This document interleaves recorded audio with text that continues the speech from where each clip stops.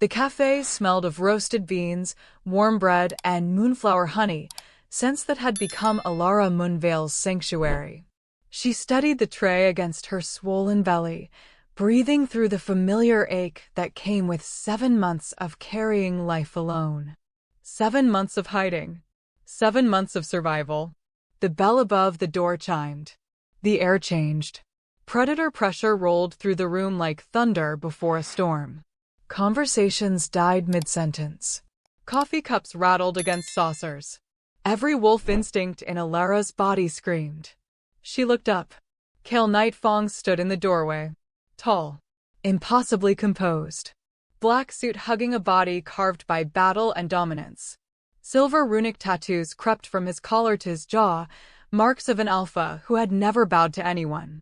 His presence filled the space like smoke, suffocating and inescapable. Their eyes met. The mating bond, long suppressed, buried under illegal suppressants and sheer willpower, snapped tight. The tray slipped from Alara's hands. Pastries shattered across the floor. Honey butter splattered like golden blood. The sound echoed through the suddenly silent cafe. Kale didn't move, except his pupils blew wide, silver bleeding into gray as his gaze locked on her stomach. Pregnant. This wasn't fate being kind. This was fate demanding payment. Hey beautiful souls, welcome back to the channel. And if you are new here, hit that subscribe button and tell us where you are watching from in the comments. Kale felt the world tilt beneath his feet. 7 months. 7 months of searching, of tearing this city apart, of threatening every contact he had in the supernatural underground. 7 months of believing she had chosen to disappear, that she had walked away from him, from them, from everything they had built in secret. And here she stood. Pregnant. The logical part of his brain, the part that had kept him alive through 2 centuries of pack politics and territorial wars, tried to calculate. Tried to count backward. 7 months pregnant. The timing aligned perfectly with when she had vanished. When he had returned from that council summit to find her apartment emptied, her scent fading from every surface, no note, no explanation, just gone. His wolf surged forward, territorial and possessive, recognizing what his human mind was still struggling to accept. That was his child. His heir. Growing inside the woman he had claimed as his mate, the woman who had disappeared without a trace. The bond between them, the one he thought had withered and died in her absence, roared back to life. It felt like touching a live wire, like every nerve ending in his body igniting simultaneously. The suppressants she must have been using, whatever cocktail of illegal drugs she had taken to hide from him, were failing under the direct assault of his presence. He could feel her panic, her fear, her confusion bleeding through the connection. And underneath it all, buried but unmistakable, the flutter of 2 additional heartbeats. Not 1 child. 2. Twins. Kale's hands flexed at his sides, the only outward sign of how close he was to losing control. Behind him, he sensed rather than saw his security team filing through the door. Marcus, his beta, had taught them well. They spread out along the perimeter of the cafe, silent and efficient, cutting off any potential escape routes. Not that Alara was in any condition to run. She stood frozen behind the counter, one hand pressed against her belly in an instinctively protective gesture. Her fitted beige top stretched across her pregnancy, the fabric straining slightly. Natural curls framed her face, longer than he remembered, cascading past her shoulders. But it was her eyes that held him. Those same eyes that had looked at him with love, with trust, with absolute faith in their future together. Now they held only fear. You shouldn't be here. Her voice came out barely above a whisper, shaking at the edges. The words hit him like a physical blow. After everything, after 7 months of her absence tearing him apart piece by piece, that was what she had to say to him? That he shouldn't be here? Please leave. She was already backing away, her movements awkward with the weight she carried, her free hand reaching behind her for the doorway that led to the kitchen. Kale moved. To anyone watching, It looked like he simply crossed the space between them. But he had covered the distance with supernatural speed, his body operating on pure instinct. One moment he was by the entrance, the next his hand was shooting out to steady her as she stumbled backward, her foot catching on a flour sack someone had left near the counter. His fingers circled her wrist. Not painfully, but with enough pressure to make it clear she wasn't going anywhere. Not this time. Not ever again. The moment their skin touched, the bond exploded between them. Alara gasped, her eyes going wide, and Cale felt his own breath catch in his throat. It was worse than he remembered, more intense, as if the 7 months of separation had only strengthened what should have weakened. His wolf howled inside him, demanding he pull her close, demanding he mark her again right here in front of everyone, demanding he never let her out of his sight. The entire cafe had fallen into a suffocating silence. Every customer, every employee, every person in the room could feel the power radiating off him in waves. They knew who he was. Everyone in this border town knew who Cale Naifong was. The Alpha CEO of Black Claw Conglomerate. The man who controlled more territory than any other Alpha in 3 states. The man whose business empire stretched across both human and supernatural worlds. And they knew better than to interfere. Cale turned his head slightly, not taking his eyes off Alara, and made a single gesture with his free hand. Within seconds, the cafe began to empty. Customers grabbed their belongings and fled, not bothering with their unfinished drinks or half-eaten pastries.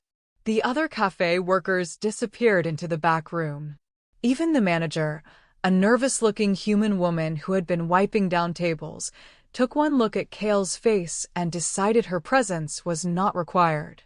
The bell above the door chimed repeatedly as person after person filed out into the morning street. Within 2 minutes, the cafe was empty except for Cale, Alara, and his security team stationed at strategic points around the perimeter. Such was his power. One gesture and a room emptied. One word and people obeyed without question. His eyes never left Alara's face as the last customer disappeared. He watched the fear flickering across her features, watched her pulse jumping at her throat, watched the way her breath came in short, rapid gasps that couldn't be good for her or the babies she carried. His babies. The thought sent another surge of possessive fury through him, and he had to force himself to gentle his grip on her wrist. He wasn't trying to hurt her. He would never hurt her. But he needed her to understand that running was no longer an option. 7 months, he said, his voice low and dangerous, pitched only for her ears. 7 months I've been looking for you. Alara stared at him, confusion clouding her beautiful eyes. Those eyes that haunted his dreams, that he saw every time he closed his own. Even exhausted, even frightened, she was the most beautiful thing he had ever seen. What are you talking about? Her voice cracked slightly. You're the one who ended things. The words made no sense. Ended things? He had never ended anything. He had been planning their future, had been preparing to present her to the council as his chosen mate, had been ready to fight anyone who dared challenge his choice. I never ended anything. His grip on her wrist tightened reflexively, and he forced himself to ease up again when he felt her flinch. I never signed any divorce papers. I never wanted you gone. He could see her trying to process this, could feel her confusion bleeding through the bond. Her free hand moved to her belly again, that protective gesture that sent something sharp and painful through his chest. She was protecting his children from him, from their own father. But your cousin showed me the documents. Each word seemed to cost her effort. Your signature was right there. I saw it with my own eyes. Cale went completely still. The kind of stillness that preceded violence. The kind of stillness that would make anyone who knew him take several steps back and start looking for exits. My cousin, he repeated, his voice dropping to a register that made the windows rattle in their frames. Sung, she continued, seemingly unaware of how close he was to losing control. He came to the cafe where I was working. The place in the South District, near the university. He showed me pictures of you with her, said the engagement was being announced, that I was an embarrassment you needed to erase. Understanding dawned across his face like a blood-red sunrise, followed by a fury so cold it seemed to lower the temperature in the room. His jaw clenched, a muscle twitching at his temple. His free hand curled into a fist at his side, and behind him, he heard Marcus take a careful step forward, ready to intervene if necessary. There was no engagement. There never had been. He had been refusing the council's attempts to match him with Seraphina Blackthorn for over a decade. The alliance they wanted, the merger of territories and bloodlines, held no interest for him. He had been planning to reject it publicly, to announce his true mate, to present Alara to the supernatural world as his chosen Luna. I was sent to Japan for 2 weeks on family business, he said, each word precise and controlled, though his inner wolf was howling for blood. When I returned, you were gone. Some told me you'd left the country, that you couldn't handle the lifestyle, the secrecy, that you had realized you didn't belong in my world. Alara's free hand moved to her belly again as one of the babies kicked violently, as if sensing the tension in the room, as if reacting to the sound of its father's voice. The movement drew Cale's gaze downward, and he watched, transfixed, as the outline of a tiny foot pressed against the fabric of her top. His child. His children. Real and alive, and so close he could reach out and touch them if she would let him. He said your family would destroy everything. Alara's voice was stronger now, anger replacing some of the fear. That your father had already given orders to burn down the cafe, to run my manager out of business, to make sure I understood what happened to distractions who didn't know their place. That you were trying to protect me by ending it cleanly. The rage that swept through Cale at those words was unlike anything he had felt in his 2 centuries of life. His cousin had threatened her. Had used Cale's own family, his own name, his own power as a weapon against the woman he loved. Had fabricated documents, had forged signatures, had manufactured an entire conspiracy to separate them. And it had worked. For 7 months, it had worked. And you believed I would discard you so easily? His control cracked slightly, pain bleeding into his voice. That I would end our marriage with papers delivered by someone else? That I wouldn't at least have the courage to face you? What was I supposed to think? 7 months of pain flooded her voice, cracking it at the edges. You never came looking. Your number was disconnected. The apartment where we used to meet was emptied. Everything we built together was gone in an instant.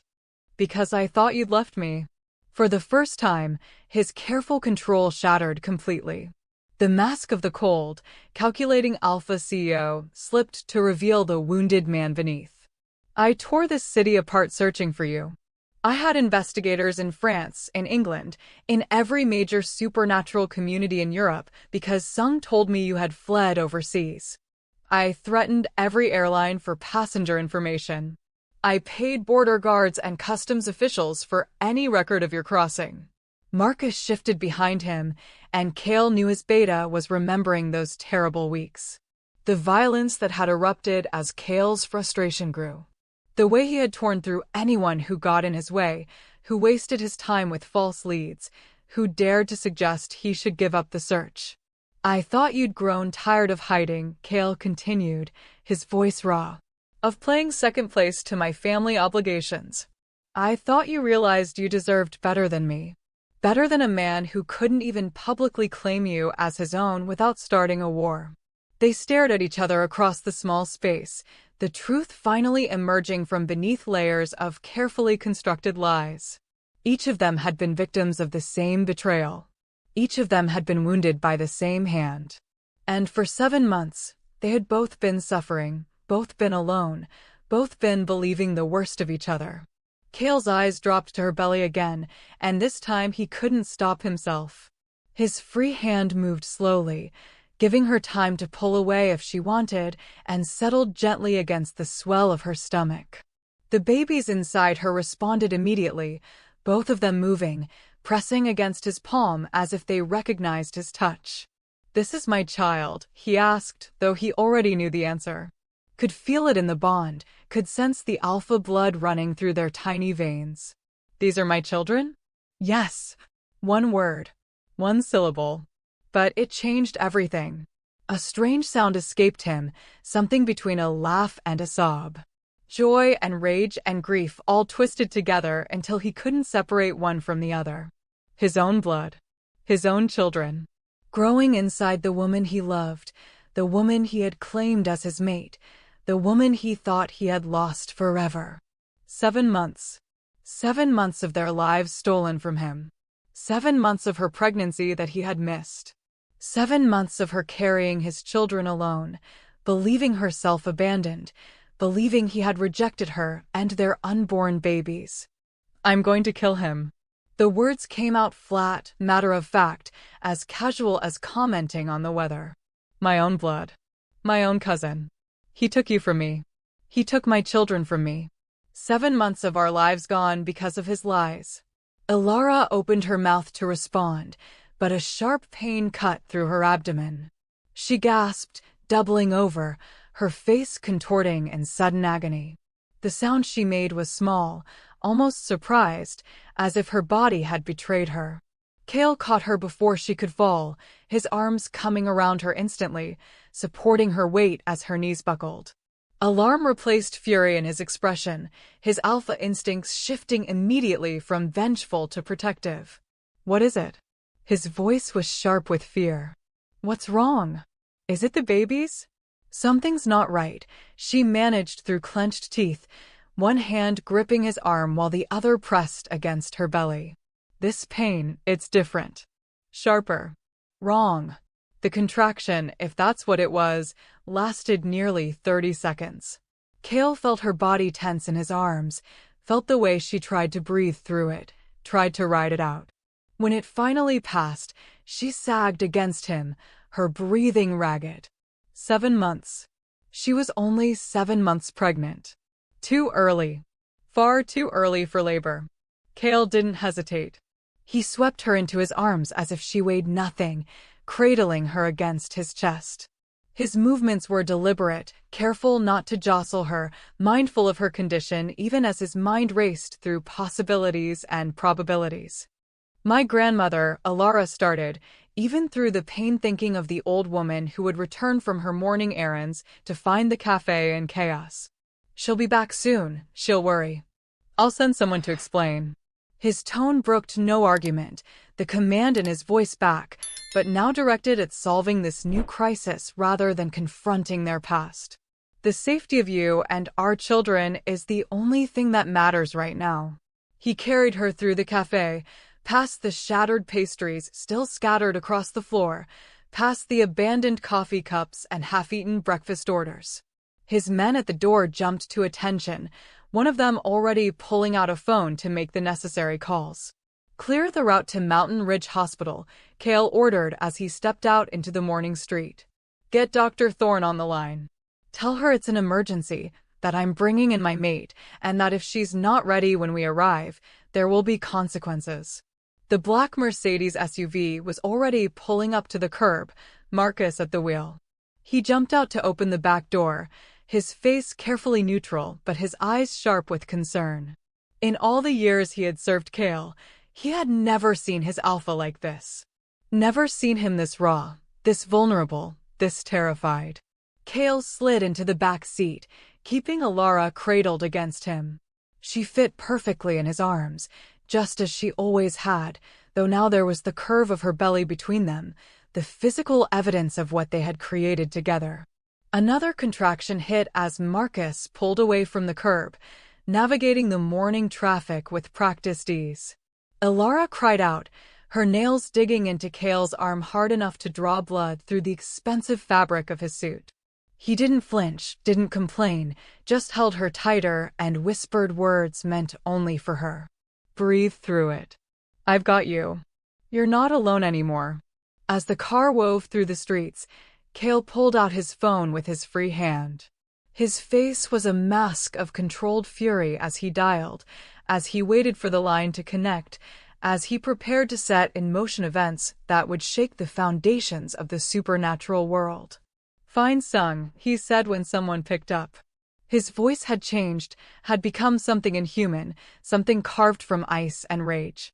I don't care where he is or what he's doing. Bring him to the warehouse. Alive. A pause as the person on the other end responded, as they questioned the order. Sung was family after all. Protected. Untouchable according to pack law. Until now. No, you don't need to know why. Kale's eyes met Alara's as he delivered the next words, as he made a promise he fully intended to keep. Just do it. And tell him his alpha demands his presence. Tell him it's about the documents he forged. The lies he told. The family he tried to destroy. Another contraction, stronger than the previous ones, tore through Alara's body. She bit down on her lip hard enough to draw blood, trying to muffle the sound, trying to be strong. But Kale felt it through the bond, felt every spike of pain as if it were his own. How long has she been on suppressants? He demanded, his attention split between Alara and the phone call he was still on. The person on the other end must have asked a question because he snarled, just have Dr. Thorne ready. And pull every file we have on bond-breaking drugs. Every black market supplier, every illegal dealer, everyone who might have provided whatever poison she's been taking. He ended the call and tossed the phone onto the seat beside him, needing both hands free to hold Alara, to support her, to pour what strength he could through the bond they shared. 7 months, he said quietly, his lips against her hair. You've been suppressing our bond for 7 months. Do you have any idea what that does to a mated wolf? What it does to alpha pregnancies? I thought I had to. Her voice was weak, exhausted. The papers came with prescriptions. They said it was standard procedure for severed bonds, that without the suppressants, the pain of rejection would drive me mad. I was trying to survive. I was trying to protect them. The admission broke something inside him. She had been poisoning herself, had been taking illegal drugs that could have killed her, could have killed their babies, all because she believed he had rejected her. Because his cousin had been thorough enough, convincing enough, to include medical documentation with the forged legal papers. There is no standard procedure for severed bonds, Kale said, his voice tight with barely controlled emotion. Because true mate bonds can't be severed. They can be suppressed, yes. Hidden, maybe. But never truly broken. What you've been taking, whatever drugs Sung provided, they weren't protecting you. They were killing you slowly. Alara's eyes widened at this, new fear joining the pain already etched across her features. But the doctor who prescribed them, Dr. Thorne, her signature was on the bottle. Dr. Thorne never prescribed those drugs. Kale's certainty was absolute. She's been my pack physician for 30 years. She would never authorize suppressants for a pregnant, mated wolf. Never.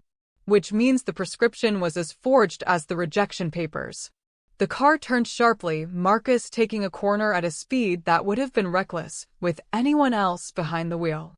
But his beta had been driving for Kale long enough to know when every second counted, when the normal rules of traffic could be ignored in favor of speed and efficiency.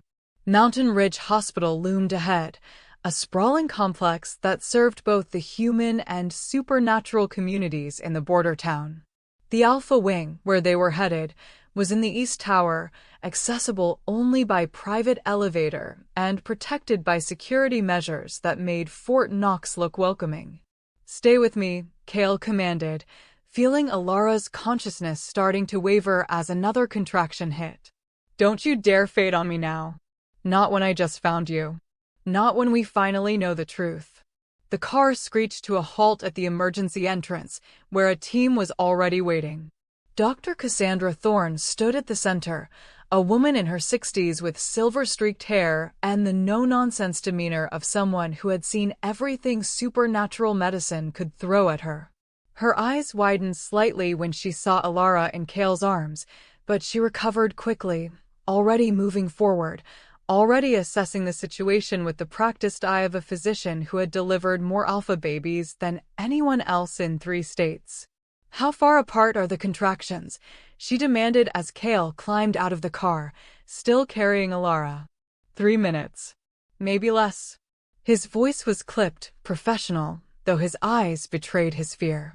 She's been on suppressants. 7 months. I need to know what damage has been done. Dr. Thorne's face darkened at this information, but she simply nodded and gestured for them to follow. This way. We have a room prepared. Kale, I need you to stay calm. Your alpha presence could agitate her further if you're not in control. I'm in control, he lied, following her through automatic doors that parted before them, into corridors that emptied at their approach. Another contraction hit as they reached the elevator, and this time Alara couldn't hold back the scream. It tore from her throat, raw and agonized, and Kale felt something inside him shatter at the sound. She was in pain, his mate was in pain, and there was nothing he could do except hold her and promise silently that whoever was responsible for this would pay with their life. Kale, Alara gasped as the contraction passed, her hand finding his face, forcing him to look at her. There's something you need to know. Tell me in the room, he said, his voice gentler than it had been all morning. Once Dr. Thorne has examined you, once we know what we're dealing with. No. She cut him off with surprising strength. Now. You need to know now. The elevator doors opened, revealing the pristine white corridors of the Alpha Medical Wing. But Alara wasn't looking at any of that. She was looking at him, her eyes holding his, trying to communicate something important through the haze of pain and fear. It's not just one baby, she whispered. Kale's world stopped spinning. What? Twins. The word came out barely audible. I'm carrying twins, Kale. Both alpha-born. Both yours. I found out 3 months ago, but there was no one to tell, no one who would care, no one. He kissed her. Right there in the hospital corridor, with Dr. Thorne waiting and his security team hovering and another contraction building in Alara's body. He kissed her like a drowning man finding air, like 7 months of separation and pain and loss could be erased with this one contact. When he pulled back, his eyes were blazing silver, his wolf fully present, and his voice carried the weight of an oath when he spoke. I care. I have always cared. And I swear on my life, on my territory, on everything I am, that I will never let anyone separate us again. Not the council. Not my family. Not fate itself. Another contraction hit, stronger than all the previous ones, and this time when Alara cried out, Kale felt it echo through the bond they shared. Felt the pain she was experiencing, the fear, the exhaustion of 7 months spent believing herself abandoned. Dr. Thorne was already moving, already shouting orders to nurses who appeared from side rooms, already preparing for what was clearly going to be a complicated delivery. Room 3, she commanded. Get me a fetal monitor, 2 units of alpha blood type compatible, and someone find out what suppressants she's been taking. I need to know what we're working with here. Kale carried Alara into the designated room, laying her carefully on the hospital bed as nurses swarmed around them. One tried to ask him to step back, to give them room to work, but the look he gave her had the woman retreating immediately. He wasn't going anywhere. His hand found Alara's, their fingers interlacing, the bond between them pulsing with every heartbeat. Through it, he could feel not just her pain but something else. 2 additional presences, faint but unmistakable. His children. His son and daughter, if the traditional wisdom about twins held true. Both of them fighting to survive in a body that had been systematically poisoned for months. I've got you, he whispered again, his lips against her forehead. All 3 of you. And I'm never letting go. The medical equipment in room 3 hummed with quiet efficiency as Dr. Thorne worked, her experienced hands moving across Alara's abdomen with practiced precision. The fetal monitor beeped steadily, 2 distinct heartbeats creating a rhythm that should have been reassuring, but only served to highlight how precarious the situation had become. Kale stood beside the bed, still holding Alara's hand, his thumb tracing circles against her palm in what he hoped was a soothing gesture. His other hand rested on the bed rail, gripping it hard enough that the metal groaned under the pressure. Every instinct screamed at him to do something, to fix this, to eliminate the threat to his mate and children. But there was no enemy to fight here, no rival to challenge, just medical complications that required patience and trust in someone else's expertise. Two things Kale had never been particularly good at. Dr. Thorne's face remained professionally neutral as she studied the monitor readouts, but Kale had known her long enough to catch the slight tightening around her eyes, the way her jaw clenched almost imperceptibly. Whatever she was seeing worried her. "The contractions are irregular," she said finally, her voice calm despite her evident concern. "Not following the normal pattern for preterm labor. Elara, I need you to tell me exactly what suppressants you've been taking. Brand name, dosage, frequency, everything you can remember." Elara's hand tightened around Kale's as another wave of pain rolled through her, less intense than the contractions but persistent, gnawing. When it passed, she took a shaky breath and spoke. "They came in unmarked bottles. White pills. The prescription said to take 2 every morning, 1 at night. The label said they were bond stabilizers, that they would prevent the psychological deterioration that comes from a severed mate bond." "Bond stabilizers," Dr. Thorne repeated, her tone carefully neutral though her eyes flashed with something dark. "And who provided these prescriptions?" "They came with the rejection papers," Elara said, her voice barely above a whisper. "In the same envelope. There was a note that said they were standard protocol, that the Alpha Council required all rejected mates to take them for the safety of both parties. The prescription had your signature on it, Dr. Thorne. That's why I trusted them." The doctor's face went pale, then flushed with anger. She turned to one of the nurses hovering near the door. "Get me a toxicology kit. Full spectrum analysis. I want to know exactly what's in her system." She looked back at Elara, her expression softening slightly. "I never signed any such prescription. Whatever you've been taking, it wasn't from me." Kale felt his wolf surge forward at this confirmation, felt the rage building behind his carefully maintained control. His cousin had been thorough, devastatingly so. Forged legal documents, forged medical prescriptions, all designed to look legitimate, to convince Elara that she was following proper procedures when in reality she was poisoning herself and their unborn children. "How long will the analysis take?" he demanded, his voice tight. "An hour, maybe less if we push it." Dr. Thorne moved to the other side of the bed, checking Elara's vital signs manually, her fingers against her wrist to measure her pulse. "But I can tell you right now, based on the symptoms, that whatever she's been taking has been suppressing more than just the mate bond. Her blood pressure is dangerously high, her kidneys are showing signs of stress, and the babies are measuring small for 7 months." "How small?" The question came out harsher than Kale intended, but he couldn't seem to modulate his tone, couldn't seem to find the careful control that usually came so easily to him. "About 3 weeks behind where they should be. Not critically concerning on its own, but combined with everything else." Dr. Thorne met his eyes, and he saw in them the truth she was trying to soften.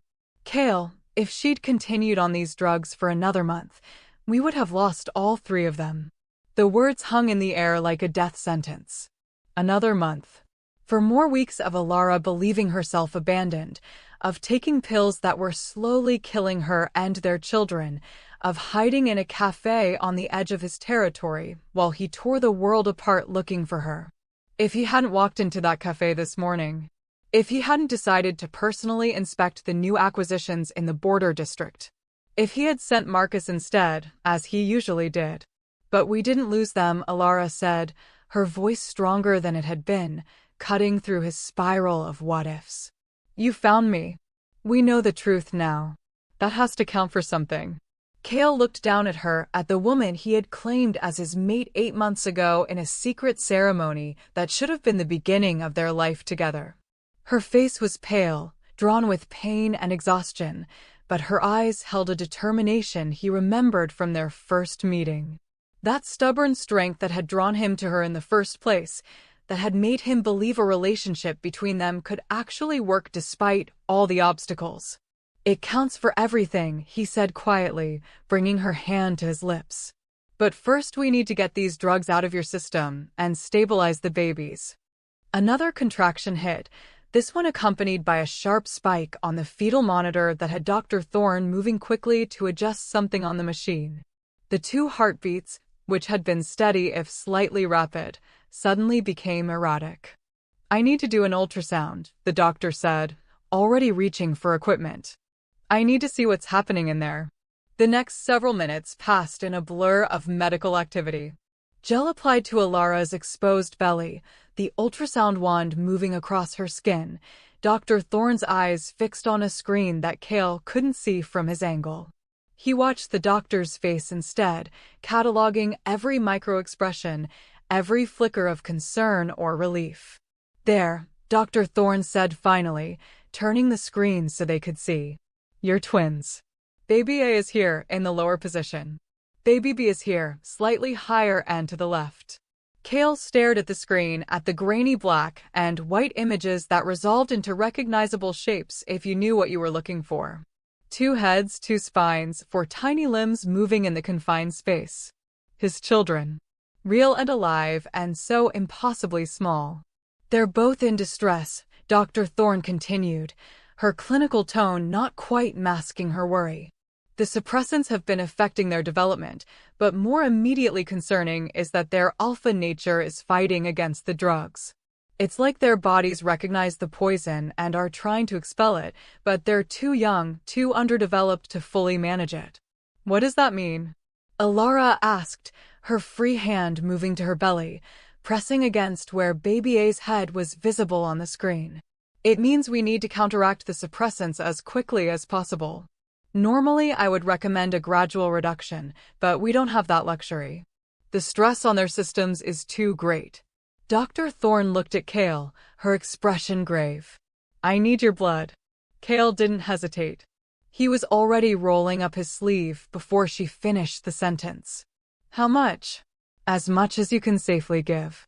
Alpha blood, especially from the biological father, can act as a neutralizing agent against bond suppressants. It's risky, this has only been attempted a handful of times, but given the alternative." She let the sentence hang unfinished. "Do it," Alara said before Cale could respond. "Whatever it takes to save them." A nurse appeared with the necessary equipment, and within moments Cale found himself seated in a chair beside the bed, a needle in his arm, his blood flowing through a tube into a collection bag. He watched it fill, dark red and rich, carrying with it the concentrated power of an alpha bloodline that stretched back centuries. "This will take about 20 minutes, Dr. Thorne explained as she supervised the collection. "Once we have enough, I'll need to process it, and then we can begin the transfusion. Alara, you're going to feel some unusual sensations. The bond between you and Cale will intensify significantly. It might be overwhelming. More overwhelming than finding out my mate didn't actually reject me, that I've been poisoning myself for 7 months, and that I'm about to have his alpha twins at 7 months pregnant." Alara's attempt at humor fell flat, her voice shaking too much to sell the levity. But Cale appreciated the effort. Appreciated that even in this moment, even terrified and in pain, she was trying to lighten the mood, to make this bearable for both of them. More overwhelming than all of that, Dr. Thorne confirmed with a slight smile. "But you're strong. You've survived this long on your own. You can survive this." The collection bag filled slowly, and Cale used the time to study Alara's face, to memorize the details he had spent 7 months trying to recall with perfect clarity. The exact shade of her eyes, brown with flecks of gold that caught the light. The way her hair curled at the temples, tighter there than along the rest of its length.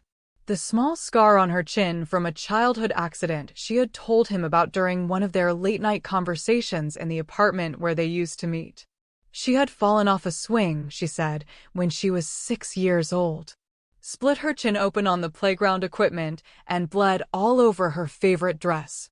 Her mother had been so worried, but young Alara had been more upset about the ruined dress than the injury. Her mother, who had died 3 years later.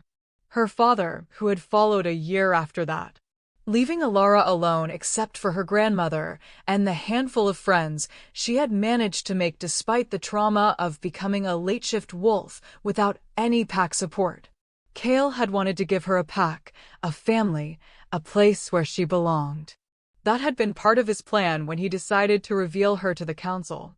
Not just claiming her as his mate, but bringing her fully into pack life, giving her the support structure she had been denied since her turning. And instead, she had spent 7 months believing he had abandoned her, that their bond had been nothing but a mistake he needed to correct. "Tell me about the day you received the papers," he said quietly, needing to understand, needing to piece together exactly how Sung had orchestrated this. "Everything you remember." Alara closed her eyes, clearly not wanting to revisit the memory, but understanding why he needed to know. It was a Thursday evening. I had just finished my shift at the cafe near the university, the one where we used to meet sometimes after I got off work. I was walking to my apartment when someone called my name.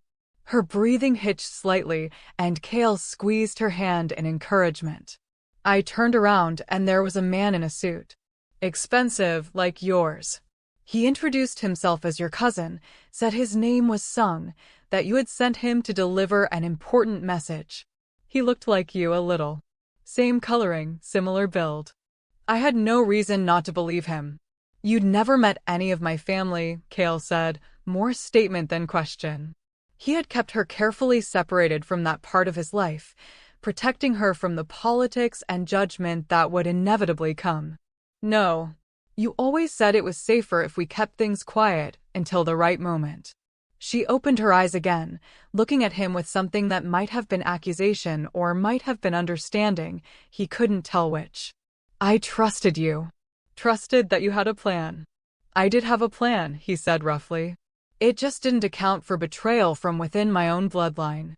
Dr. Thorne checked the collection bag, nodded to herself, and signaled the nurse to stop the draw. "That should be enough. I'm going to take this to the lab. I'll be back in 10 minutes. She left, taking the bag of blood and most of the nurses with her, leaving Kale and Alara in relative privacy for the first time since the cafe. The fetal monitor continued its steady beeping, the 2 heartbeats a constant reminder of what was at stake. "Finish the story," Kale said. "What did Sung say?" Alara took a breath, then continued. "He said you had been called to an Alpha Council summit, that while you were there, they had informed you that your engagement to Serafina Blackthorn was being formalized.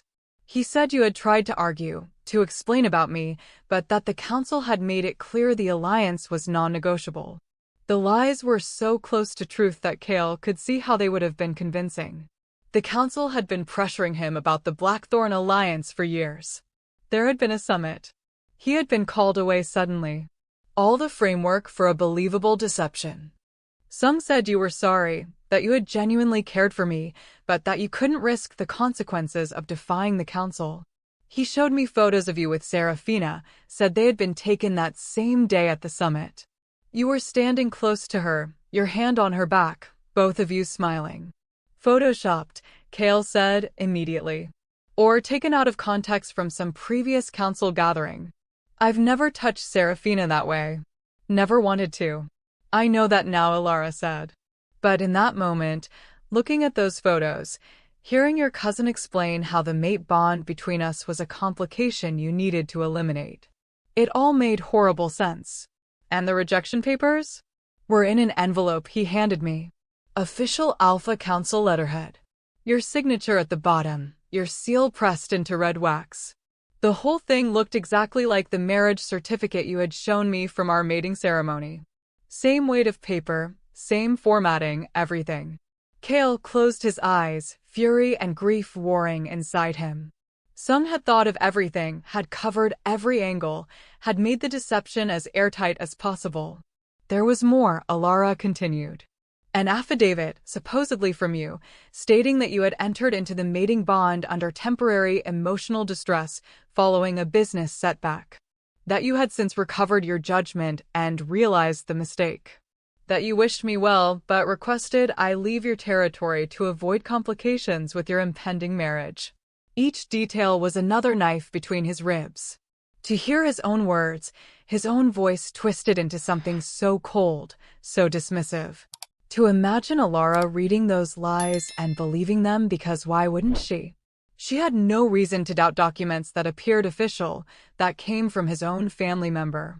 The suppressants were in the same package, she said. 3 bottles, enough for 6 months. The prescription, with Dr. Thorne's signature, explained that they were necessary to prevent bond sickness during the dissolution process. That without them, the severed mate bond would cause psychological damage, possibly permanent.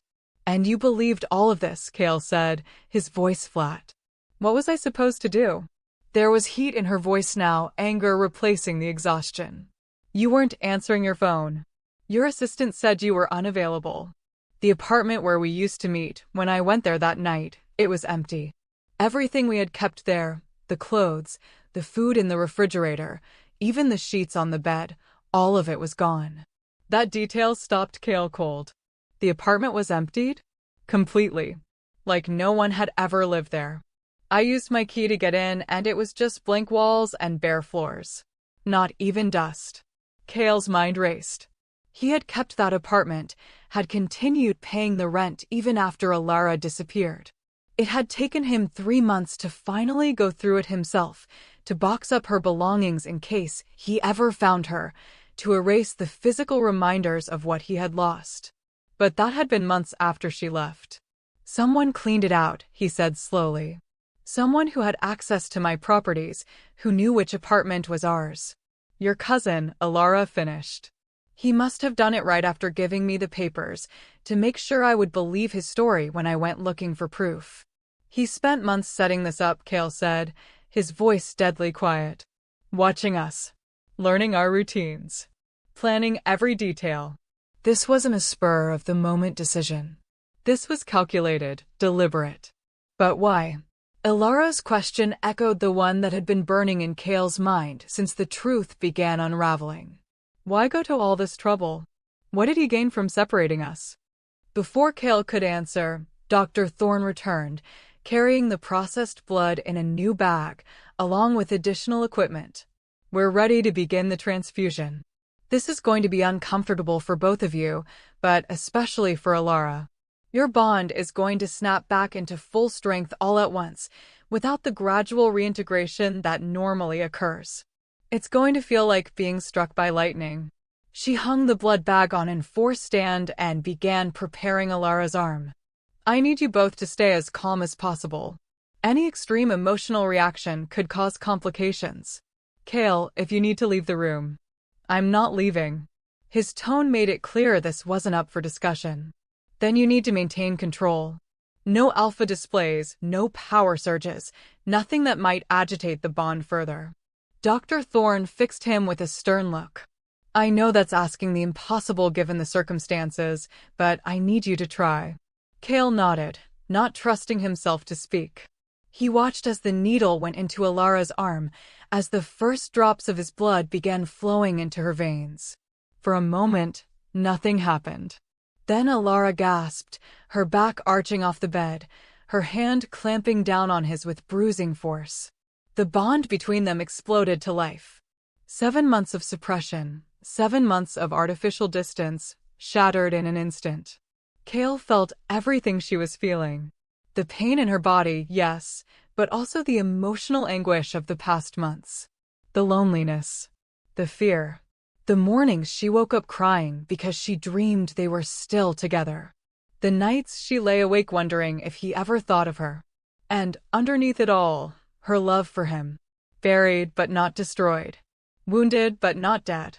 His own emotions flooded through the bond in return, and he knew she was experiencing his 7 months as well. The rage that had driven him to violence. The grief that had nearly broken him. The obsessive need to find her that had consumed every waking moment.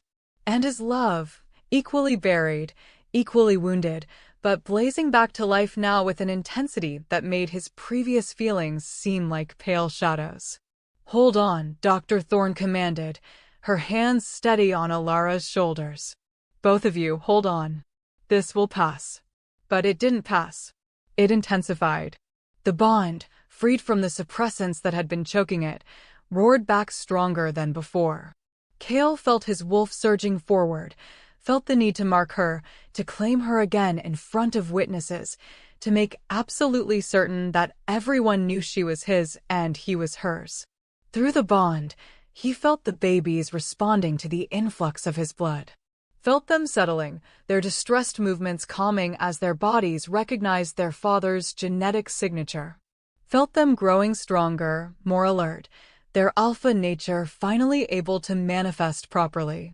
The heart rates are stabilizing, one of the nurses said, wonder in her voice. Both babies, their vitals are improving. Dr. Thorne checked the monitor, her expression cautiously optimistic. The transfusion is working. Her blood pressure is starting to come down. Give it another few minutes. Those minutes stretched like hours. Cale kept his eyes locked on Alara's face, watching the play of emotions across her features as she processed everything flooding through the bond. He saw the moment she felt his remorse for keeping their relationship secret. The moment she understood his fear that she had left because she couldn't handle what he was. The moment she recognized that he had never stopped loving her, not for a single second of their separation. Tears streaked down her cheeks, and he reached up with his free hand to wipe them away, the gesture automatic, intimate, the kind of small comfort that came from months of being together, of learning each other's needs. "I'm sorry," he said, though the words felt inadequate. "For all of it. For not protecting you better. For letting Sung get close enough to do this. For not finding you faster. We both made mistakes," she whispered. "I should have fought harder to reach you. Should have questioned the papers more. Should have trusted what I felt in my heart instead of what the evidence seemed to show. You were protecting yourself. And protecting them." His eyes dropped to her belly, where his hand still rested, feeling the gentle movements of the twins. "You did what you thought was necessary to survive." The transfusion bag emptied slowly, each drop of his blood working to neutralize the poison in her system, to strengthen their children, to rebuild what Sung's betrayal had nearly destroyed. When the last of it had flowed into her veins, Dr. Thorne removed the 4 and stepped back, checking the monitors one final time. "Vitals are good. Strong, even. The babies are responding well." She made a few notes on her tablet, then looked at both of them. "You're not out of danger yet. We need to keep you here for observation, probably a few days minimum. And we need to wait for the full toxicology results to know if there are any long-term effects from the suppressants. But for now, the immediate crisis has passed." The relief that swept through Cale was so intense it was almost painful. They were alive. All 3 of them. His mate and his children, alive and stable and here with him. "Thank you," he managed, his voice rough. Dr. Thorne smiled slightly. "Save your thanks for when I present my bill. Transfusions using alpha blood don't come cheap." She gathered her equipment and headed for the door, pausing to look back at them. "I'll give you some privacy. But Cale, try to keep the bond displays to a minimum. This is still a hospital." When she left, taking the nurses with her, the room fell into a silence broken only by the steady beeping of the fetal monitor. Cale sat back down in the chair beside the bed, suddenly exhausted in a way that had nothing to do with blood loss and everything to do with the emotional roller coaster of the past few hours. "What happens now?" Alara asked quietly. "Now," Cale said, "we make sure you and the babies stay healthy. Everything else can wait. Everything else being your cousin, the conspiracy, the Alpha Council." She listed them off with surprising calm given the circumstances. "All of it can wait," he confirmed. "You're the priority. You and our children." She studied his face for a long moment, and he let her look, let her see the truth written there. "You're really going to kill him, aren't you?" "Sung." "Yes." No hesitation, no equivocation. Just simple truth. "Will that start a war?" she asked. "Within your family, your pack?" "Probably." Cale's expression was grim. "Sung has supporters. Wolves who think I'm too young, too modern, that I've strayed too far from traditional ways. They've been looking for an excuse to challenge my leadership. This might give them one. Then maybe." Alara stopped, gathering her courage. "Maybe we should think about this differently. Maybe killing him isn't the answer. Kale felt his wolf snarl at the suggestion, felt the rage that had been simmering all morning threaten to boil over. He tried to kill you. He tried to kill my children. There is no other answer. He tried to kill us using methods that required patience, planning, long-term thinking. Ilara's voice was steady despite the challenge she was offering. Methods that required council connections and resources. Which means he's not working alone. If you kill him now, you'll never find out who else was involved. And whoever they are, they'll still be out there, still be a threat. The logic cut through his fury, cold and clear. She was right. Sung was a symptom, not the disease itself. Killing him would be satisfying, but ultimately short-sighted. What Kale needed was information, was to understand the full extent of the conspiracy before he started eliminating players. You're asking me to let him live, he said flatly. I'm asking you to be strategic instead of emotional, she corrected. Use him to find the others. Make him tell you everything. Then, once you have all the information you need, once you've rooted out everyone involved. She paused. Then you can kill him. Despite everything, despite the circumstances and the fear and the anger, Kale felt a smile tug at his lips. You're more alpha than half the wolves in my pack. I've had 7 months to think about this, she admitted. 7 months of believing you had rejected me, of planning what I would say if I ever saw you again. I imagined a lot of scenarios. This wasn't one of them, but the principle is the same. Revenge is pointless if it doesn't solve the underlying problem. The wisdom in her words reminded him why he had chosen her in the first place. Not just because of the bond, though that had been powerful and immediate, but because of her mind, her strength, her ability to see through to the heart of complex situations and find solutions that others missed. She would have made an incredible Luna, he thought. Would have been an asset to the pack, a partner in leadership instead of just a mate to warm his bed. That had been another part of his plan when he decided to reveal her to the council. To show them that strength came in many forms, that pack-born status wasn't the only marker of worth. All right, he said finally. We do it your way. I'll keep Sung alive long enough to extract every piece of information he has. But Ilara, when this is over, when we know everything, he dies. That's non-negotiable. I wouldn't expect anything else, she said quietly. He took 7 months from us. 7 months we should have spent together, preparing for our children, building our life. That deserves punishment. The babies chose that moment to make their presence known again, both of them moving simultaneously, a rolling wave across Ilara's belly that was visible even through the hospital gown. Kale's hand was still resting there, and he felt it directly, felt the strength that his blood had given them, felt their alpha nature asserting itself now that the suppressants were being neutralized. They're going to be strong, he said with certainty. Both of them. Fighters. Like their father, Ilara said, then paused. Do you want to know what they are? The genders? I found out last month. Kale hesitated. Part of him wanted to know everything, to plan accordingly, to start imagining what their lives would look like. But another part wanted to preserve some mystery, some surprise for when they finally arrived. Tell me, he decided. Knowledge was always better than ignorance, and he had been denied enough information already. A boy and a girl, Ilara said softly. Twins, one of each. The ultrasound technician said it was unusual for alpha pregnancies, that they tend to run same-sex. But maybe because of everything that's happened, because of the suppressants, it changed something. A son and a daughter. Heirs to the Night Fong bloodline, both of them carrying the potential for alpha power. The pack would be ecstatic when they learned, assuming they survived the political fallout of everything else. Have you thought about names? He asked. She shook her head. I tried, but every time I started making lists, I kept thinking about how you weren't there to discuss them with me. It felt wrong to choose without you. The admission sent a fresh wave of grief through him. All the small moments of pregnancy that he had missed.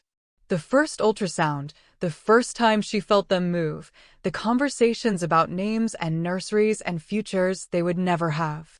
7 months stolen by a conspiracy he was only beginning to understand. His phone buzzed in his pocket, and he reluctantly pulled it out, expecting an update from Marcus about Sung's capture. Instead, it was a message from his security chief with an attachment. The subject line read simply, "You need to see this." Cale opened the attachment, his eyes scanning the document quickly. It was a financial report, tracking money movements through various Black Claw accounts. Someone had been siphoning funds for months, small amounts that wouldn't normally be noticed, routing them through shell companies and offshore accounts. The pattern suggested long-term embezzlement, but that wasn't what made Cale's blood run cold. The amount stolen matched almost exactly with the cost of black market suppressants like the ones Alara had been taking. "What is it?" Alara asked, seeing his expression change. "Evidence," he said grimly. "Proof that Sung was funding this operation using my own money." He continued reading, his anger building with each line. "He's been stealing from the Black Law accounts for 8 months. Started right after our mating ceremony." Which meant this wasn't a spontaneous decision made out of jealousy or anger. Sung had been planning this from the beginning, had seen their mating as an opportunity, had started laying groundwork immediately. 8 months, Alara repeated. "He started planning this before we were even officially mated." Which means he knew about us before the ceremony, Cale realized. He must have been watching us during the courtship, must have known I was planning to claim you officially. His phone buzzed again, this time with a call from Marcus. Cale answered immediately. "We have him," Marcus said without preamble. "Found him at his apartment, trying to pack. Looks like he was planning to run." "Good. Take him to the warehouse. Make sure he's secured but unharmed. I need him able to talk." Cale's voice was cold, emotionless. "And Marcus, check his communications for the past year. I want to know everyone he's been in contact with, especially anyone from the council." "Already on it," Marcus confirmed. "His phone is being analyzed now. Should have preliminary results within the hour. Send them to me as soon as they're ready." Cale ended the call and looked at Alara. "They have him. We'll have answers soon." She nodded, looking exhausted now that the immediate danger had passed, now that the adrenaline that had been keeping her going was finally fading. "Good. That's good. You should rest," Cale said, his tone gentling. "You've been through enough today." "So have you," she pointed out. "When was the last time you actually slept?" He couldn't remember. The past 7 months had been a blur of searching and working and trying to lose himself in business, so he didn't have to think about what he had lost. Sleep had been something that happened occasionally, in brief stretches between nightmares. "Rest with me," Alara said, scooting over slightly on the hospital bed, making room. "Please. I know it's not big enough for both of us, but I don't want to be alone right now." Cale looked at the narrow hospital bed, at his mate who was asking him for comfort, and made a decision. He kicked off his shoes and carefully climbed onto the bed beside her, arranging himself so that she could rest against his chest, so that his arm could wrap around her without putting pressure on her belly. It was cramped and uncomfortable, and the bed frame creaked ominously under their combined weight, but it was the first time in 7 months that Cale felt like he could breathe properly. The bond between them hummed with contentment, with rightness, with the simple joy of proximity after so long apart. "Sleep," he murmured against her hair. "I'll watch over you. Both of you. All 3 of you." Alara's breathing began to even out almost immediately, exhaustion finally claiming her. Cale held her carefully, mindful of her condition, of the precious cargo she carried. Through the bond, he could feel the twins settling as well, their movements becoming less agitated, more peaceful. They recognized their father's presence, his blood now flowing through all 3 of them, strengthening the connection between their small family. His phone buzzed quietly in his pocket, but he ignored it. Whatever updates or emergencies or business demands awaited could wait. For now, for this moment, nothing else mattered except this. His mate safe in his arms, his children alive and growing stronger, the bond between them healing from 7 months of artificial separation. But even as he held them, even as he let himself feel a moment of peace, Kale's mind was already working, planning, strategizing. Some would talk. They would find everyone involved in the conspiracy. And then, when he had all the information he needed, when he understood the full scope of what had been done to his family, he would show the Alpha Council and anyone else who thought they could manipulate him exactly what happened to those who threatened a Naifeng. The reckoning was coming. But first, he needed to make sure his family survived to see it. Kale woke to the sound of his phone vibrating insistently against the side table. He hadn't meant to fall asleep, but exhaustion had claimed him despite his best intentions. The hospital room was darker now, the afternoon sun having given way to early evening shadows. Alara still slept against his chest, her breathing deep and even, more peaceful than he had seen her since walking into that cafe this morning. This morning. It felt like a lifetime ago. He carefully extracted his arm from beneath her, moving with the precise control that came from centuries of practice, ensuring she didn't wake. She stirred slightly but settled again, one hand moving unconsciously to rest on her belly. Even in sleep, she was protecting their children. Kale slid off the bed and grabbed his phone, moving to the far corner of the room before answering. Marcus's name flashed on the screen. "Talk to me," Kale said quietly, his voice still rough with sleep. "We have the preliminary analysis from Sung's communications," Marcus replied. "You're not going to like this." "I haven't liked anything about today except finding Alara alive," Kale said. "Just tell me." Sung has been in regular contact with 3 council members over the past 8 months. Aldrich Frost, Dominic Ashwood, and Lydia Thornhart. The messages are coded, but our tech team has been working on decryption. What we've managed to translate so far indicates this goes deeper than just separating you from your mate. Kale felt his jaw tighten. Aldrich Frost was his godfather, a wolf who had known him since birth, who had attended his Alpha Ascension ceremony, who had sworn loyalty to the Naifeng bloodline. The betrayal cut deeper than he wanted to admit. "What else?" he demanded. The Blackthorn Alliance wasn't just about territory and resources. There's a clause in the proposed contract that would have given the Council unprecedented oversight of Black Claw operations. Financial audits, approval rights on major decisions, even input on pack membership. If you had gone through with the marriage to Serafina, you would have effectively been handing control of your pack to the Council. The pieces were starting to fit together. Kale had always known the Council wanted more power, wanted to return to the old ways when alphas were subject to their authority. But he had built Blacklaw specifically to be independent, to operate outside their control. His business empire, spanning both human and supernatural worlds, gave him leverage the Council couldn't easily counter. Unless they could force him into a contract that stripped that independence away. "And Alara?"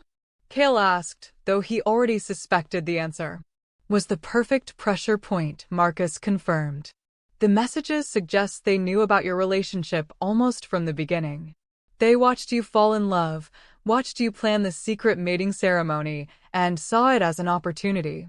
If they could remove her from the equation and push you toward the Blackthorn Alliance while you were emotionally vulnerable, grieving the loss of your true mate, you might have agreed to terms you would normally never accept." Kale closed his eyes, fury and grief warring inside him. They had weaponized his love for Alara, had turned his greatest strength into a vulnerability they could exploit. And it had almost worked. If he hadn't found her this morning, if she had stayed hidden for another few weeks, the suppressants would have killed her and the babies. He would have been left with nothing but grief, and the Council would have been there, offering him purpose, offering him the Blackthorn Alliance as a way to channel his pain into something productive. "There's more," Marcus said, his tone darker. "The suppressants Alara was taking weren't just designed to hide the mate bond. According to the toxicology report Dr. Thorne sent over, they were formulated to ensure complications during pregnancy. Even if Alara had survived, the babies wouldn't have. The dosage was calculated to cause late-term miscarriage, probably around 8 months. The words hit Kale like a physical blow. They hadn't just wanted to separate him from Alara. They had wanted to ensure his bloodline ended with him, that any heirs he might have produced with his true mate were eliminated before they could be born. It was genocide wrapped in political maneuvering, the destruction of his family dressed up as council oversight. "Where's Sung now?" Kale asked, his voice deadly calm. "Secured at the warehouse, as you ordered. He's been demanding to speak with you, claims he has information about who really orchestrated this, that he was just following orders." "Of course he was," Kale said bitterly. "Everyone is always just following orders. No one ever takes responsibility for their choices." "Do you want me to start the interrogation without you?" Marcus offered. "I can extract the information we need." Kale considered it. Marcus was efficient, thorough, and had no personal connection to Sung that might complicate things. But this was family, his cousin, someone he had trusted. The interrogation needed to be personal, needed to send a message about what happened when you betrayed the Night Fong bloodline. "No," Kale decided. "I'll handle it myself. But not yet. First, I need to speak with Dr. Thorne, get a full understanding of Alara's condition and prognosis. Then I need to make some calls to my own council contacts, the ones I can still trust. If Aldrich and the others are planning a move against me, I need to know about it before it happens." "Understood. I'll keep Sung on ice until you're ready." Marcus paused. "Kale, there's one more thing. We found plane tickets on Sung's laptop. He was planning to leave the country tonight, heading to Switzerland. He has accounts there, numbered accounts that we can't easily access. If he'd made it out, we might never have recovered the funds he stole or traced the full extent of his connections." "Send me everything you've found," Kale ordered. "Every message, every transaction, every piece of evidence. I want a complete picture before I confront him." "Already being compiled. You should have it within the hour." Marcus's voice softened slightly. "How is she? How are the babies?" "Stable," Kale said, glancing back at the bed where Alara still slept. "Dr. Thorne says the transfusion worked, that my blood is neutralizing the suppressants. But it's going to take time for her system to fully clear, and we won't know if there's been any permanent damage until we can do more comprehensive testing." "She's strong," Marcus said. "She survived 7 months on her own, 7 months of poison that should have killed her in weeks. That takes a kind of strength most wolves never develop." Kale knew his beta was right, but it didn't make the situation any easier to accept. Alara shouldn't have had to be that strong. She should have been safe, protected, cherished as his mate. Instead, she had been hunted, manipulated, slowly murdered by people who saw her as nothing more than a political inconvenience. "I'll check in again in an hour," Kale said. "In the meantime, increase security around the hospital. If the council knows I've found Alara, they might try to finish what they started." "Already done," Marcus assured him. "I have teams on every entrance, and Dr. Thorne has moved Alara to a private wing with restricted access. No one gets in without my personal approval."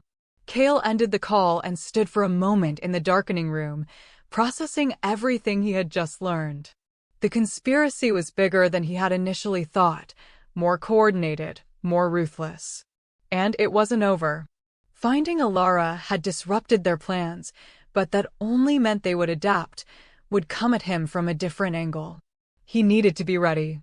A soft sound from the bed drew his attention. Alara was waking up, her hand reaching out instinctively to the space where he had been lying. When she found it empty, her eyes snapped open, panic flashing across her face before she spotted him in the corner. "You're still here," she said, relief evident in her voice. "Where else would I be?" he asked, moving back to the bed. "I don't know. Part of me keeps thinking I'm going to wake up and find out this was all a dream, that you're still gone, that nothing has changed." She struggled to sit up, and Kale quickly moved to help her, adjusting the bed controls so she could recline more comfortably. "Not a dream," he said firmly. "I'm here, and I'm not going anywhere. Not this time." Alara studied his face, and he knew she could sense through the bond that something had changed in the short time she had been asleep. "What happened? What did you learn?" Kale debated how much to tell her. She was still recovering, still dealing with the physical aftermath of months of poison. Adding more stress seemed cruel. But she was his mate, would be his Luna if they survived this. She deserved to know the truth, deserved to be part of the decisions that would affect their future. The conspiracy goes higher than Sung, he said, settling carefully on the edge of the bed. 3 council members are involved, including my godfather. They've been planning this for months, maybe longer. The goal wasn't just to separate us. It was to force me into the Blackthorn Alliance and give the council control over Black Claw operations. Alara absorbed this information, her expression thoughtful rather than shocked. And the suppressants? The ones that were supposed to protect me from bond sickness. Were designed to kill you and the babies, Kale said bluntly. Slowly, gradually, in a way that would look like natural complications from a broken mate bond. By the time anyone realized something was wrong, it would be too late. He watched her face carefully, waiting for tears, for anger, for the emotional breakdown that would be completely justified given what she had just learned. But Alara simply nodded, her hand moving to her belly in that protective gesture that was already becoming familiar. They underestimated me, she said quietly. They thought I would be weak, that I would just accept their version of events and fade away quietly. But I survived. We all survived. You did more than survive, Kale said. You stayed hidden in a territory I control, right under my nose, for 7 months. That takes skill and determination. Most wolves couldn't have managed it. I didn't have a choice, Alara pointed out. I thought you wanted me gone. Thought staying visible would only make things worse, that you might see it as harassment or stalking. So I found the smallest, most insignificant cafe I could, in a neighborhood where I thought you would never personally visit, and I kept my head down. The irony being that if you had made yourself visible, if you had confronted me publicly, we would have figured this out months ago. Kale shook his head at the cruel efficiency of Sung's plan. He knew us both well enough to predict our behavior.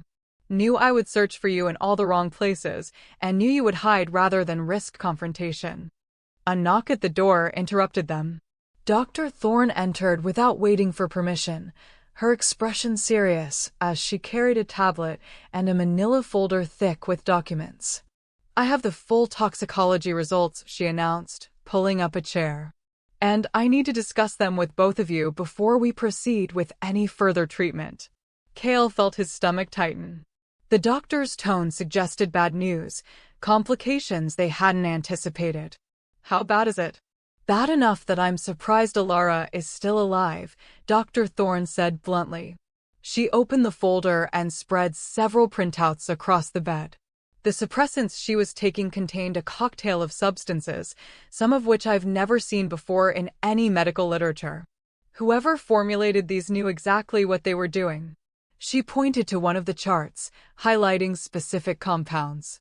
This component here is designed to interfere with the bond on a neurological level, blocking the chemical signals that maintain the mate connection. This one suppresses supernatural healing, making it harder for her body to fight off the other toxins. And this one, this is the truly nasty piece of work, is a delayed action abortifacient. Speak plainly, Kale demanded. What does that mean for Alara and the babies? It means that the drug was designed to build up in her system over time. The first few months, she would have felt the normal discomfort of a suppressed bond.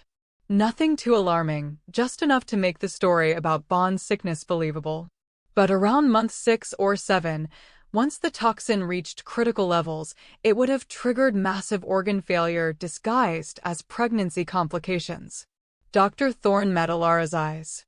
You would have gone into labor believing you were simply early. The babies would have been stillborn, and you would have hemorrhaged to death within hours. Any investigation would have concluded it was a tragic case of incompatible mate bond dissolution combined with high-risk pregnancy. No one would have suspected murder. The clinical description of her planned death seemed to affect Alara more than the actual revelation that she had been poisoned. Her face went pale, and her hand trembled slightly where it rested on her belly. But the transfusion changed things, Kale said, needing to hear that his blood had made a difference, that the desperate gamble had been worth it. The transfusion saved their lives, Dr. Thorne confirmed. Your blood is acting as an antidote, breaking down the toxins and giving Alara's body the strength to expel them naturally. But the process isn't instantaneous. It's going to take several more days before her system is completely clear, and during that time, she's still at risk. What kind of risk? Alara asked, finding her voice. Early labor is the most immediate concern. The babies are stressed, and while they're stable now, any additional trauma could trigger premature birth. At 7 months, their survival chances are good but not guaranteed, especially given the toxin exposure. Ideally, we want you to make it at least another 3 weeks before delivery. What do we need to do? Kale asked. Complete bed rest. No stress, no excitement, no anything that might elevate her blood pressure or heart rate. I know that's going to be difficult given everything else happening, but it's essential. Dr. Thorne fixed Kale with a stern look. That means no interrogations, no confrontations, no pack politics in her presence. She needs peace and quiet. Kale felt torn between his need for answers and his need to protect his family. The interrogation of Sung couldn't wait indefinitely. Every hour he delayed gave the council members involved more time to cover their tracks, to shore up their defenses, to prepare for his retaliation. But Alara's health had to come first. The baby's survival had to come first. Everything else was secondary. How long until she can be moved? He asked. The hospital is too exposed. I need her somewhere I can completely control access. I wouldn't recommend moving her for at least 48 hours, Dr. Thorne said. But after that, if her vitals remain stable, we can arrange a medical transport to wherever you think is safest. I can set up everything she needs in a private location. My estate, Kale decided. The main house has a full medical suite. I'll have it prepared to your specifications. Alara had been quiet during this exchange, but now she spoke up. I want to know what you find out from Sung. Both Kale and Dr. Thorne turned to look at her. Absolutely not, Kale said immediately. You heard Dr. Thorne. No stress, no excitement. This affects me too, Alara insisted. This is my life, my children, my future that was nearly destroyed. I have a right to know exactly who was involved and why. You're not protecting me by keeping me in the dark. You're just making me more anxious, more worried about what you're not telling me. Kale recognized the stubborn set of her jaw, the determination in her eyes. These were the same qualities that had kept her alive for 7 months, that had given her the strength to survive when the council's plan should have killed her weeks ago. Updates only, he compromised. I'll tell you what we learn, but you're not going to be present for the actual interrogation. I won't expose you to that. Fine, Alara agreed, though her expression suggested she wasn't entirely happy with the arrangement. But I want the full truth. No sanitized versions, no protecting my delicate sensibilities. If people tried to kill me, I want to know everything about who and why. Dr. Thorne stood, gathering her papers. I'll leave you two to sort out the details. But Kale, I meant what I said about keeping stress to a minimum. Her blood pressure is still elevated, and the babies are still showing signs of distress. We're not out of the woods yet. After the doctor left, Kale sat in silence, considering his options. The smart play would be to wait, to let Alara recover fully before pursuing his revenge. But every instinct screamed at him to act now, to strike while his enemies were still reeling from his discovery of Alara, before they could regroup and mount a counteroffensive. His phone buzzed again. This time it was a text from Marcus with an attachment. The subject line read, "You need to see this now." Kale opened the file and felt his blood run cold. It was a photograph, taken earlier today, showing Alara being carried into the hospital in his arms. The timestamp indicated it had been captured less than 3 hours ago. And it had already been forwarded to Aldrich Frost with a message. The Nightfang air situation is more complicated than we anticipated. Recommend immediate action. They know, Kale said, showing Alara the phone. The council knows I found you, knows about the babies. Whatever they have planned, they're going to accelerate the timeline. Alara stared at the photo, her expression hardening. Then we need to move faster than they expect. You need to interrogate Sung tonight before they have time to clean up their trail or eliminate anyone who might talk. Dr. Thorne said no stress, Kale reminded her. Dr. Thorne doesn't understand pack politics, Alara countered. I spent 7 months studying your world, Kale. Learning everything I could about how alpha hierarchies work, about council power structures, about what it would take to survive if you really had rejected me. I know that waiting, being cautious, playing it safe is sometimes the worst strategy. She was right, and they both knew it. The council had operated in shadows, had used patience and careful planning to nearly destroy his family. But now that their conspiracy was exposed, now that Kale knew what he was facing, delay only gave them advantages. I'll go tonight, he decided. Marcus will stay here with additional security. You'll be safe. I know I will, Alara said. She reached for his hand, lacing their fingers together. Because you're going to end this. You're going to find everyone involved, and you're going to make sure they can never threaten our family again. It wasn't a question. It was a statement of faith, absolute and unwavering. Despite everything the council had done to her, despite 7 months of believing herself abandoned, she trusted him to protect their future. Kale lifted her hand to his lips, pressing a kiss to her knuckles. I won't let you down. Not again. You never let me down, Alara said softly. We were both victims of the same lie. But now we know the truth, and that makes us dangerous. They tried to break us, and instead they just made us stronger. 2 hours later, Kale stood outside the warehouse where Sung was being held. It was one of several properties Blacklaw owned in the industrial district, ostensibly used for legitimate shipping and storage operations. But certain sections, the ones with reinforced doors and soundproofing, served other purposes. Marcus met him at the entrance, flanked by 2 of their most trusted pack members. He's been asking for you constantly. Keeps saying he was set up, that there's more to the story. There always is, Kale said. Where is he? Interrogation room 3. We have him secured but unharmed, as you ordered. Marcus handed Kale a tablet. This is everything we've compiled so far. Financial records, communication logs, the works. He's not going to be able to lie his way out of this. Kale took the tablet and scrolled through the evidence. The paper trail was damning. Every transaction, every coded message, every step of the conspiracy laid out in excruciating detail. Sung had been sloppy, overconfident, had never considered that he might be caught. Any sign of council interference? Anyone trying to extract him? Kale asked. None.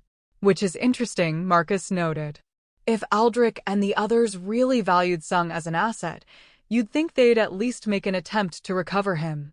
The fact that they haven't suggests he's expendable, that they're cutting their losses. Or they wanted Kale to interrogate Sung, wanted him to waste time and resources on a pawn while the real players made their moves. The council had survived for centuries by being ruthless and pragmatic. They wouldn't risk exposing themselves to save one conspirator. Stay alert, Kale ordered. This could be a distraction. If they're planning something, it will happen while I'm occupied here. He entered the interrogation room alone. Sung sat in a metal chair bolted to the floor, his hands cuffed in front of him with silver-reinforced restraints that prevented him from shifting. He looked up as Kale entered, and for a moment, Kale saw genuine fear flash across his cousin's face. Good. He should be afraid. Kale, Sung started, his voice pitched to sound reasonable, conciliatory. Thank God. I've been trying to explain to your people that this is all a misunderstanding. Kale didn't respond immediately. He set the tablet down on the table between them and simply stared at his cousin, letting the silence stretch, letting the fear build. It was an old interrogation technique, one that worked particularly well on wolves who were used to verbal dominance, to filling silences with their own voices. Sung lasted almost 2 minutes before breaking. You have to understand, I didn't have a choice. They threatened me, said they would destroy my branch of the family if I didn't cooperate. Who threatened you? Kale asked, his voice perfectly calm. The council. Aldrich specifically. He approached me 8 months ago, right after your mating ceremony. Said that your choice of mate was unacceptable, that you were bringing shame to the Nifong name by bonding with a late-shift wolf with no pack connections. And you agreed to help them, Kale stated. I tried to refuse, Sung insisted. But Aldrich said if I didn't assist them, he would make sure my business ventures failed, that I would be stripped of pack status, that my children would suffer. What was I supposed to do? Not betray your alpha, Kale said simply. Not forge documents. Not provide poison designed to kill my mate and my children. There were 1,000 choices you could have made, and you chose the path that served your own interests. He picked up the tablet and turned it to face Sung, showing him the financial records. These are the funds you stole from Black Claw accounts. $200,000 over 8 months, routed through shell companies and offshore accounts. Money you used to purchase black market suppressants, to pay off the wolves who helped you clean out the apartment, to fund your entire conspiracy. Sung's face went pale as he looked at the evidence. How did you find out? Because unlike you, I'm actually competent at my job. Kale leaned forward, his voice dropping to a lethal whisper. Did you really think you could steal from me, could destroy my family, and I wouldn't notice? Did you think I was too distracted, too grief-stricken to pay attention to my own operations? I thought you would be too focused on the Blackthorn Alliance, Sung admitted. Aldrich said you would be desperate for any kind of connection after losing your mate, that you would agree to the Council's terms just to fill the void she left. So you decided to help create that void, Kale said. You decided my happiness, my mate's life, my children's existence were acceptable sacrifices for your personal advancement. It wasn't personal, Sung protested weakly. It was politics. The Council wanted control, wanted to remind you that Alpha's answer to them, not the other way around. I was just a tool they used. Kale stood abruptly, the chair scraping across the concrete floor with a sound that made Sung flinch. You were a traitor. You were family, and you betrayed me in the most fundamental way possible. There is no amount of political pressure, no threat from the Council, that justifies what you did. He began pacing, his wolf surging forward, demanding blood, demanding vengeance. But Ilara's words echoed in his mind. Be strategic, not emotional. Use him to find the others. Get all the information before acting. Tell me about Aldrich's involvement, Kale commanded. I want details. Every meeting, every conversation, every instruction he gave you. Sung seemed to recognize that cooperation was his only hope of survival, however slim that hope might be. He started talking, the words tumbling out in a desperate rush. Aldrich approached me at a council social function. Said he had been watching you, had concerns about your choice of mate. He said the council had approved the Blackthorn Alliance years ago, that you were obligated to honor it. When I pointed out that you had already mated with Ilara, he said that was a complication that could be addressed. Addressed how? Kale asked, though he already knew the answer. He said mate bonds could be dissolved if proper procedures were followed. That there were precedents, old laws that allowed the council to intervene when an alpha made a choice that threatened pack stability. He provided me with forged rejection papers, said all I needed to do was deliver them to Ilara and ensure she believed they were legitimate. And the suppressants? Those came from Lydia Thornhart. She's the one with connections to black market pharmaceutical suppliers. She formulated the specific cocktail, said it was designed to mimic natural complications from a broken bond. No one would suspect murder because late-shift wolves are already more vulnerable to bond dissolution. Kale felt sick. They had targeted Ilara specifically because of her background, because her late shift made her an easier victim, because they knew her death could be dismissed as an unfortunate but expected outcome. What about Dominic Ashwood? What was his role? Kale asked. Intelligence gathering. He has contacts in every major pack, including yours. He was the one who confirmed when you left for Japan, who arranged for the apartment to be cleaned out, who made sure you were getting false information about Ilara's whereabouts. Sung paused. He's also the one who took the photo of you and Serafina that I showed Ilara. It was from a council dinner 2 years ago, completely innocent, but he knew how to angle it to look intimate. Every detail made the conspiracy more real, more calculated. These weren't spontaneous decisions made in anger or jealousy. This was systematic destruction of his family, planned and executed by wolves he had trusted, wolves who were supposed to serve the greater good of supernatural society. Did anyone else know? Kale demanded. Any other council members? Any other pack alphas? Not that I'm aware of, Sung said. Aldrich kept the circle small. Said the fewer people who knew, the less chance of the plan being exposed. But he hesitated. But what? There were hints that this wasn't the first time they had done something like this. Aldrich mentioned other alphas who had been successfully guided toward advantageous alliances after their inconvenient mates were removed. He never gave specifics, but the way he talked about it, this was a proven strategy, not an experiment. The implications sent ice through Kale's veins. How many other wolves had lost their true mates to council manipulation? How many bloodlines had been redirected? How many lives destroyed? All in service of maintaining council power. I want names, Kale said. Every alpha Aldrich mentioned, every case he referenced. I want dates, locations, anything you can remember. Sung provided what information he had, which wasn't much. Aldrich had been careful not to reveal too many details, had spoken in generalities and implications. But it was enough to suggest a pattern, enough to warrant further investigation. What happens now? Sung asked when he had told Kale everything he knew. You've got what you wanted. You know who was involved, how they did it, why they did it. Will you kill me? Kale looked at his cousin, this wolf who shared his blood, who had grown up in the same pack, who had attended the same family gatherings and pack celebrations. Once, he might have called Sung a friend. Now he was just another threat that needed to be neutralized.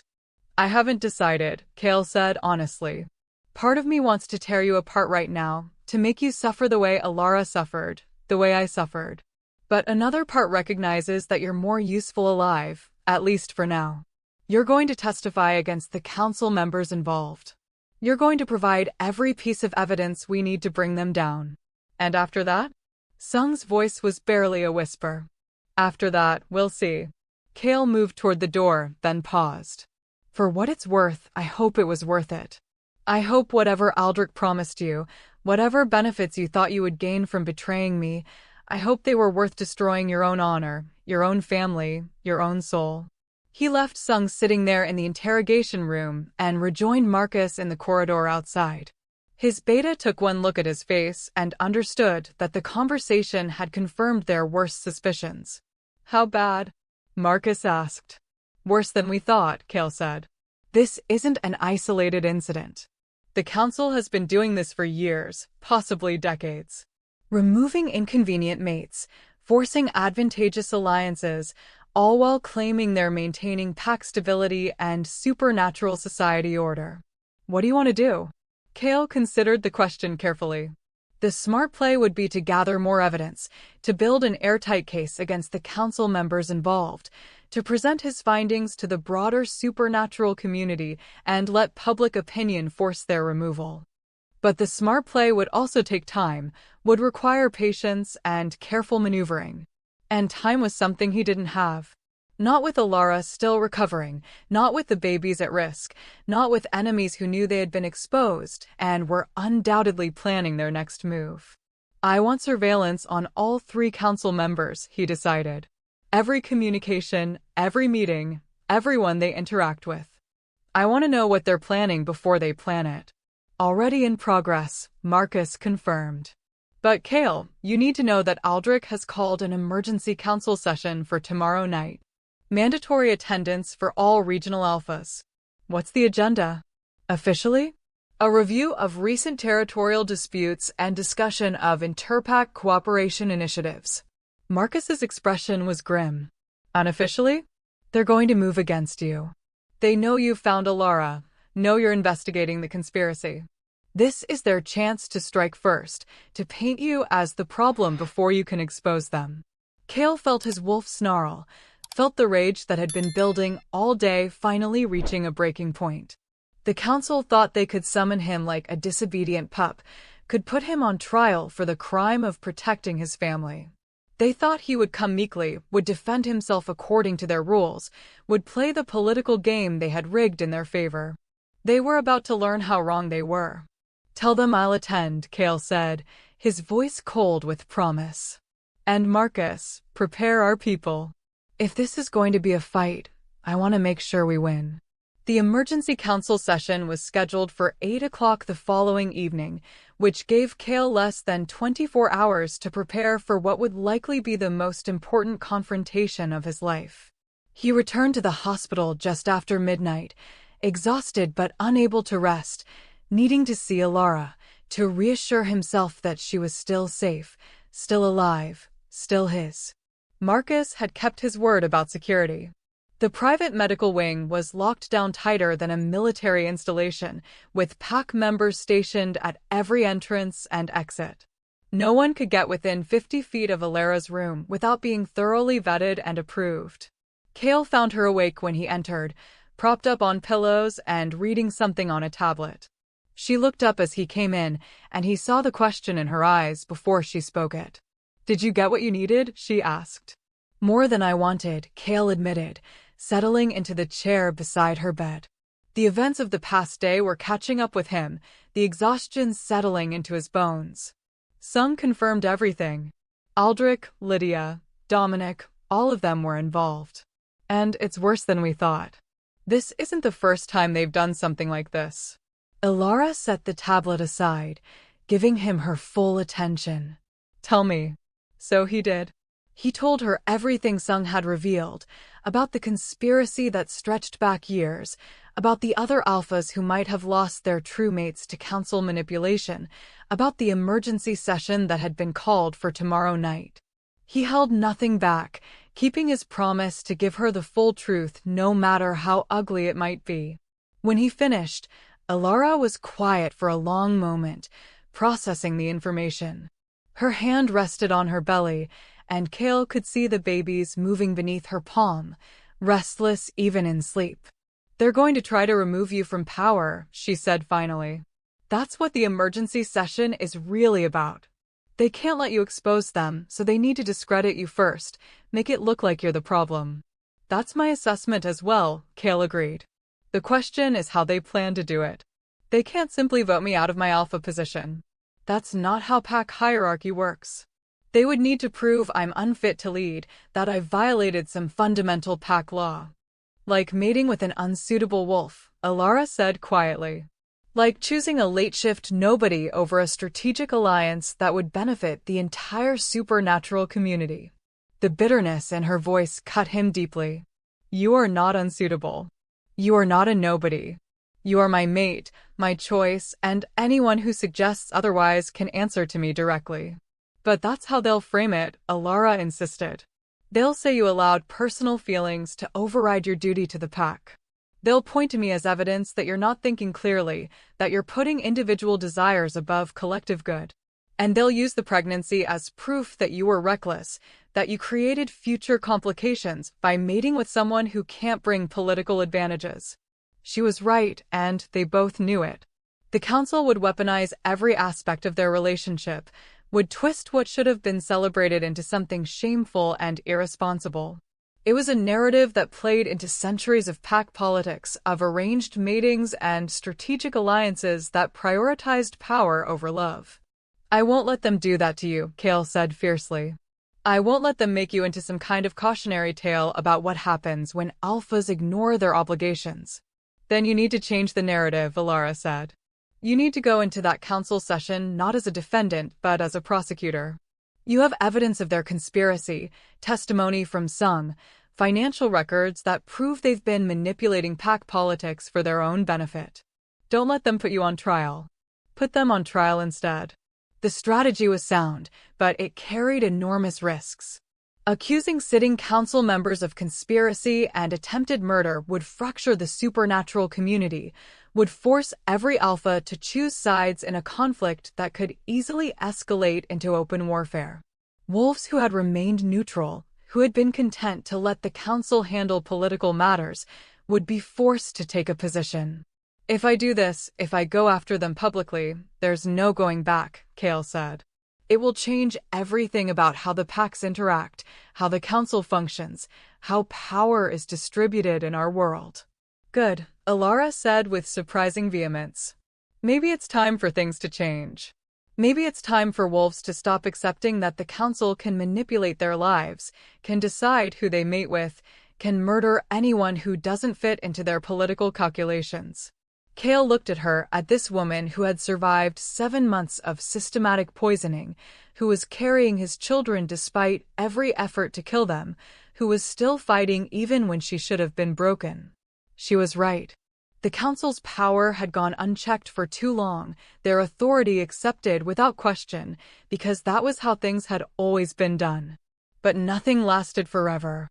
Systems that relied on fear and manipulation eventually collapsed under their own corruption. Maybe it was time to accelerate that collapse, to tear down the old structures and build something better from the ruins. I'll need allies, Kale said, his mind already working through the logistics. Other alphas who are tired of council interference, who might be willing to stand with me if I can prove the conspiracy. Do you have anyone in mind? A few, Kale admitted. Nadia Silverwind from the Northern Territories has been vocal about council overreach. Thomas Irepaw in the West has been pushing for reforms. If I can convince them that this affects all of us, that any alpha could be the next target, they might be willing to support a formal challenge. What about Seraphina Blackthorn? Alara asked, and Kale was surprised to hear no jealousy in her voice, just practical consideration.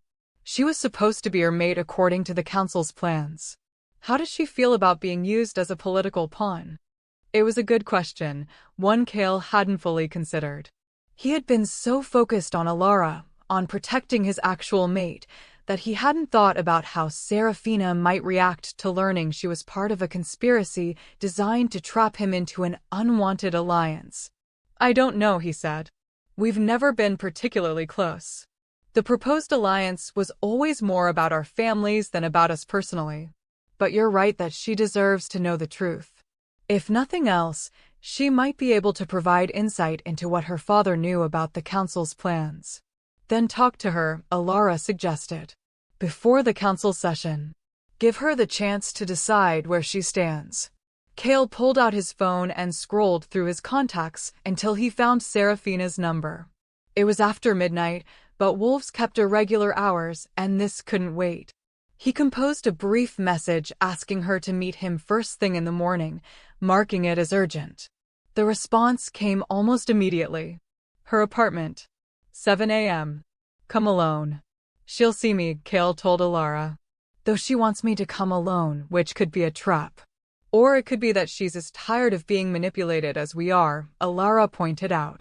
Not everything is a conspiracy, Kale. Sometimes people just want private conversations about complicated topics. He leaned forward and kissed her forehead, breathing in her scent, letting it calm the constant agitation of his wolf. When did you become so wise about pack politics? When I spent 7 months with nothing to do but read and research and try to understand the world that had rejected me, she said. I wasn't just hiding, Kale. I was preparing. Some part of me always knew we would end up back here, that the truth would come out eventually. I wanted to be ready. The admission made his chest tight. While he had been tearing the city apart looking for her, she had been studying, learning, preparing herself to be the kind of Luna his pack needed. She had believed herself rejected, believed she had no future with him, and still she had worked to understand his world. Sleep, he said softly. Both of you. All 3 of you. I need you strong for what's coming. You're not staying? There was disappointment in her voice. I need to make preparations for tomorrow. Need to meet with Marcus and coordinate security for the council session. Need to review the evidence one more time to make sure I'm not missing anything. He stood reluctantly. But I'll be back before dawn. You won't wake up alone. Alara nodded, settling back against the pillows. Be careful. If the council knows you're investigating them, they might try to stop you before you can present your evidence. Let them try, Kale said grimly. I'm done playing by their rules. He left the hospital with Marcus and 2 additional guards, hyper-aware of his surroundings, watching for any sign of surveillance or attack. The streets were quiet, the late hour meaning most of the city slept, but Cale knew better than to mistake silence for safety. They made it back to Blacklaw headquarters without incident. The building was still active despite the hour, pack members working late on various business operations. Cale's company never truly slept, running 24-hour operations that spanned multiple time zones and industries. Marcus followed him into his office, closing the door behind them. "I've been thinking about tomorrow night," he said without preamble. "The council session is being held in neutral territory, which means we can't control the environment the way we normally would." "That makes you vulnerable." "I know," Cale acknowledged. "But if I refuse to attend, they'll use it as evidence that I'm not fit to lead, that I'm too emotionally compromised to participate in pack governance." "I don't have a choice." "You always have a choice," Marcus corrected. "The question is whether you're willing to accept the consequences. If you skip the session and instead go public with your evidence, release it to the supernatural community at large, you bypass the council entirely." It was tempting. The internet and social media had changed how information spread in their world, made it harder for the council to control narratives the way they once did. A well-timed release of documents, testimony, and financial records could turn public opinion against them before they had a chance to respond. But it would also look like he was hiding, like he was afraid to face them directly. And in wolf culture, perception mattered. An alpha who couldn't confront his enemies face to face was seen as weak, regardless of how strategic his reasoning might be. "No," Cale decided. "I go to the session. I present the evidence in person. I give them the chance to defend themselves, to explain their actions to the assembled alphas. And when they can't, when their lies fall apart under scrutiny, I call for a formal vote of no confidence." "That's not a thing," Marcus pointed out. "There's no mechanism in pack law for removing council members." "Then we create one," Cale said. "Pack law evolves." "It has to, or we stagnate and die. If enough alphas agree that the current council has overstepped their authority, has violated the trust placed in them, we can force them out and establish new leadership." "You're talking about revolution," Marcus said quietly. "I'm talking about accountability," Cale corrected. "About making sure that the wolves who govern us actually serve our interests instead of their own." "That's not revolution. That's just common sense." They spent the next several hours going over the evidence, organizing it into a presentation that would be clear and compelling even to alphas who might be predisposed to support the council. Financial records showing the embezzlement. Communication logs proving the conspiracy.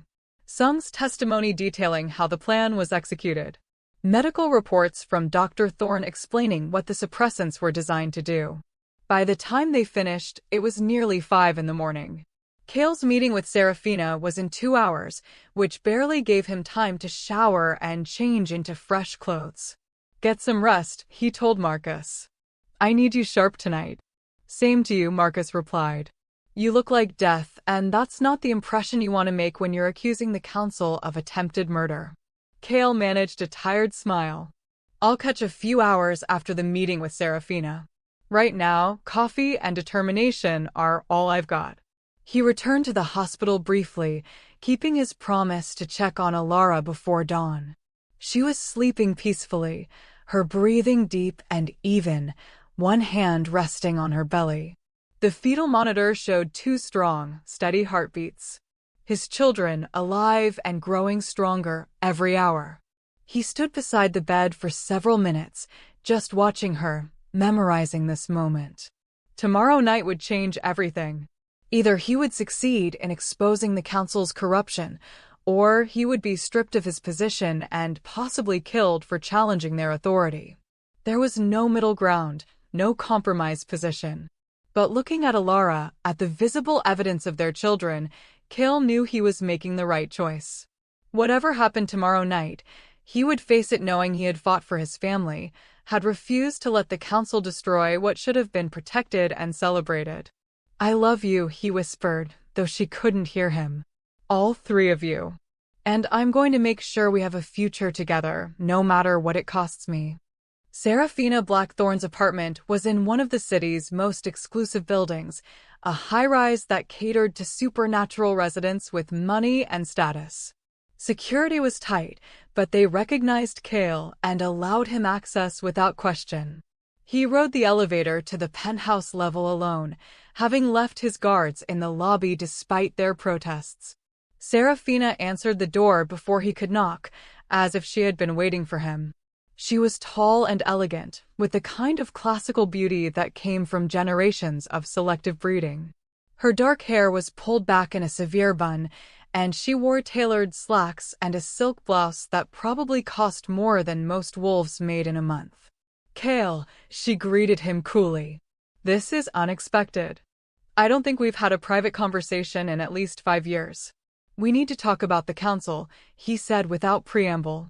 "About the alliance they tried to force between our families. About the things they did to make it happen." Serafina's expression didn't change, but he saw something flicker in her eyes. Recognition, maybe. Or confirmation of suspicions she had already harbored. "Come in," she said, stepping aside to let him enter. Her apartment was exactly what he would have expected. Expensive furniture arranged with mathematical precision. Art on the walls that was probably worth more than his car.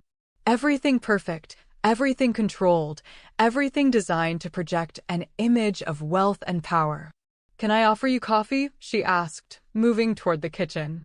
"This isn't a social call," Cale said. "No, I didn't think it was." She poured herself a cup anyway, taking her time, clearly gathering her thoughts. "You found her, haven't you? The mate they tried to make you forget." The statement caught him off guard. "You knew about Alara?" "Not her name. Not the details. But I knew you had mated with someone, had formed a true bond." Serafina took a sip of her coffee, her eyes meeting his over the rim of the cup. "You think I didn't notice when you suddenly stopped attending council functions? When you started making excuses to avoid family dinners where my father and Aldrich Frost would conveniently be present? If you knew, why didn't you say anything?" "Because it wasn't my business," she said simply.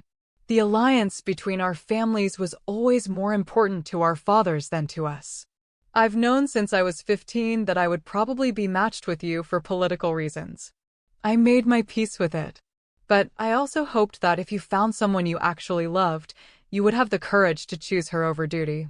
Cale studied her carefully, trying to determine if this was genuine or some kind of elaborate deception. But Serafina had never been good at lying. It was one of the reasons she had never succeeded in pack politics despite her family's influence. She was too direct, too honest, too unwilling to play the games that advancement required. "They tried to kill her," Cale said bluntly. "Aldrich, Lydia, Dominic. They forged rejection papers, provided her with suppressants that were actually poison, made sure she believed I had abandoned her. And when none of that worked fast enough, they planned to let her die in childbirth and make it look like natural complications." Serafina's cup rattled against the saucer, the only sign of her shock. "Children? She's pregnant. Twins. 7 months along. They would both be dead if I hadn't found her yesterday, if Dr. Thorne hadn't been able to neutralize the poison with my blood." Cale's voice hardened. "The council tried to murder my mate and my children to force me into an alliance with your family. I need to know what your father knew about this." "Nothing," Serafina said immediately, then reconsidered. "At least, I don't think he knew about the murder plot. But he definitely knew about the pressure campaign. He's been working with Aldrich for months, trying to figure out how to make the alliance happen despite your obvious reluctance." "Did he know about Alara specifically?" "I don't know. He doesn't share everything with me, treats me more like property than a daughter." Bitterness crept into her voice. "But Cale, you need to understand something. My father isn't the enemy here. He's just a wolf who believes in tradition, who thinks arranged matings and political alliances are how pack society should function. He wouldn't have approved of murder. But he would have approved of manipulation," Cale said. "Of using my grief over losing Alara to push me toward a match I never wanted." "Yes," Serafina admitted. That he would have done without hesitation. In his mind, the needs of the pack always outweigh individual desires. That's how he was raised, how he raised me. It's not evil, Kale. It's just a different worldview. A worldview that nearly cost me everything, Kale said harshly. Serafina set down her coffee and stood, moving to the window that overlooked the city. What do you want from me? Why are you here? Because there's a council session tonight where Aldrich and the others are planning to move against me. They'll try to paint me as unfit to lead, as someone who let personal feelings override pack responsibilities. I'm going to present evidence of their conspiracy, and I need allies who will support me when I do. And you think I'll be one of those allies, Serafina said. I think you deserve to know that you were used as a pawn in their game. I think you might be angry enough about that to want justice. Kale moved to stand beside her at the window. And I think you're smart enough to recognize that if they can manipulate my life this thoroughly, they can manipulate yours too. Today, it's me they're targeting. Tomorrow, it could be you. Serafina was quiet for a long moment, her expression thoughtful. If I support you, if I speak against the council publicly, my father will disown me. The Blackthorn Pack will see it as a betrayal of family loyalty. I could lose everything. Or you could gain your freedom, Kale countered. The freedom to choose your own mate, to live your own life, to make decisions based on what you want instead of what tradition demands. You make it sound so simple, she said with a bitter laugh. But we both know it's not. Pack politics are complicated. Family loyalty matters. You can't just throw away centuries of tradition because it's inconvenient. I'm not asking you to throw away tradition, Kale said. I'm asking you to stand up for what's right. The council committed crimes, Serafina. Real crimes, not just political maneuvering. They tried to murder my mate and children. That's not tradition. That's evil. She turned to face him fully, and he saw the conflict in her eyes, the war between duty and conscience. What evidence do you have? How certain are you that you can prove this? Kale pulled out his phone and showed her the files Marcus had compiled. The financial records, the communication logs, everything they had gathered. He watched her face as she scrolled through the evidence, saw her expression harden when she reached the medical reports about the suppressants. This is damning, she said finally. If you present this at the council session, Aldrich and the others won't be able to deny it. But Kale, you need to understand what you're starting. This isn't just about removing 3 corrupt council members. This is about challenging the entire power structure of supernatural society. Every alpha who has benefited from council support, every pack that has prospered under their governance, they're all going to see you as a threat. Let them, Kale said. I'd rather be seen as a threat than continue living in a world where the council can destroy families for political convenience. Serafina handed back his phone and moved away from the window, pacing now, her mind clearly working through the implications. If I support you, I need something in return. Name it. Protection for my family. Not my father. He can face whatever consequences come from his cooperation with Aldrich. But my mother, my younger sister, they had nothing to do with this. I want your word that they won't be targeted in whatever fallout happens. You have it, Kale agreed without hesitation. This is about justice, not revenge. Anyone who wasn't directly involved in the conspiracy has nothing to fear from me. Then I'll stand with you, Serafina decided. I'll attend the council session and I'll testify about what my father told me, about the pressure campaign, about everything I know. And Kale, for what it's worth, I'm sorry. I'm sorry you lost 7 months with your mate. I'm sorry your children were endangered. I'm sorry the council used my family to hurt yours. The apology was unexpected but genuine. Kale nodded his acceptance. Thank you. Having you there tonight will make a difference. I hope so, Serafina said.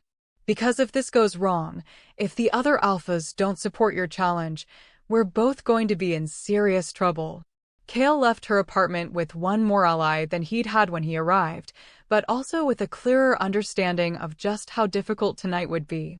Serafina was right that he was challenging the entire power structure of their world. The council had governed supernatural society for centuries, had become so entrenched that most wolves couldn't imagine any alternative system.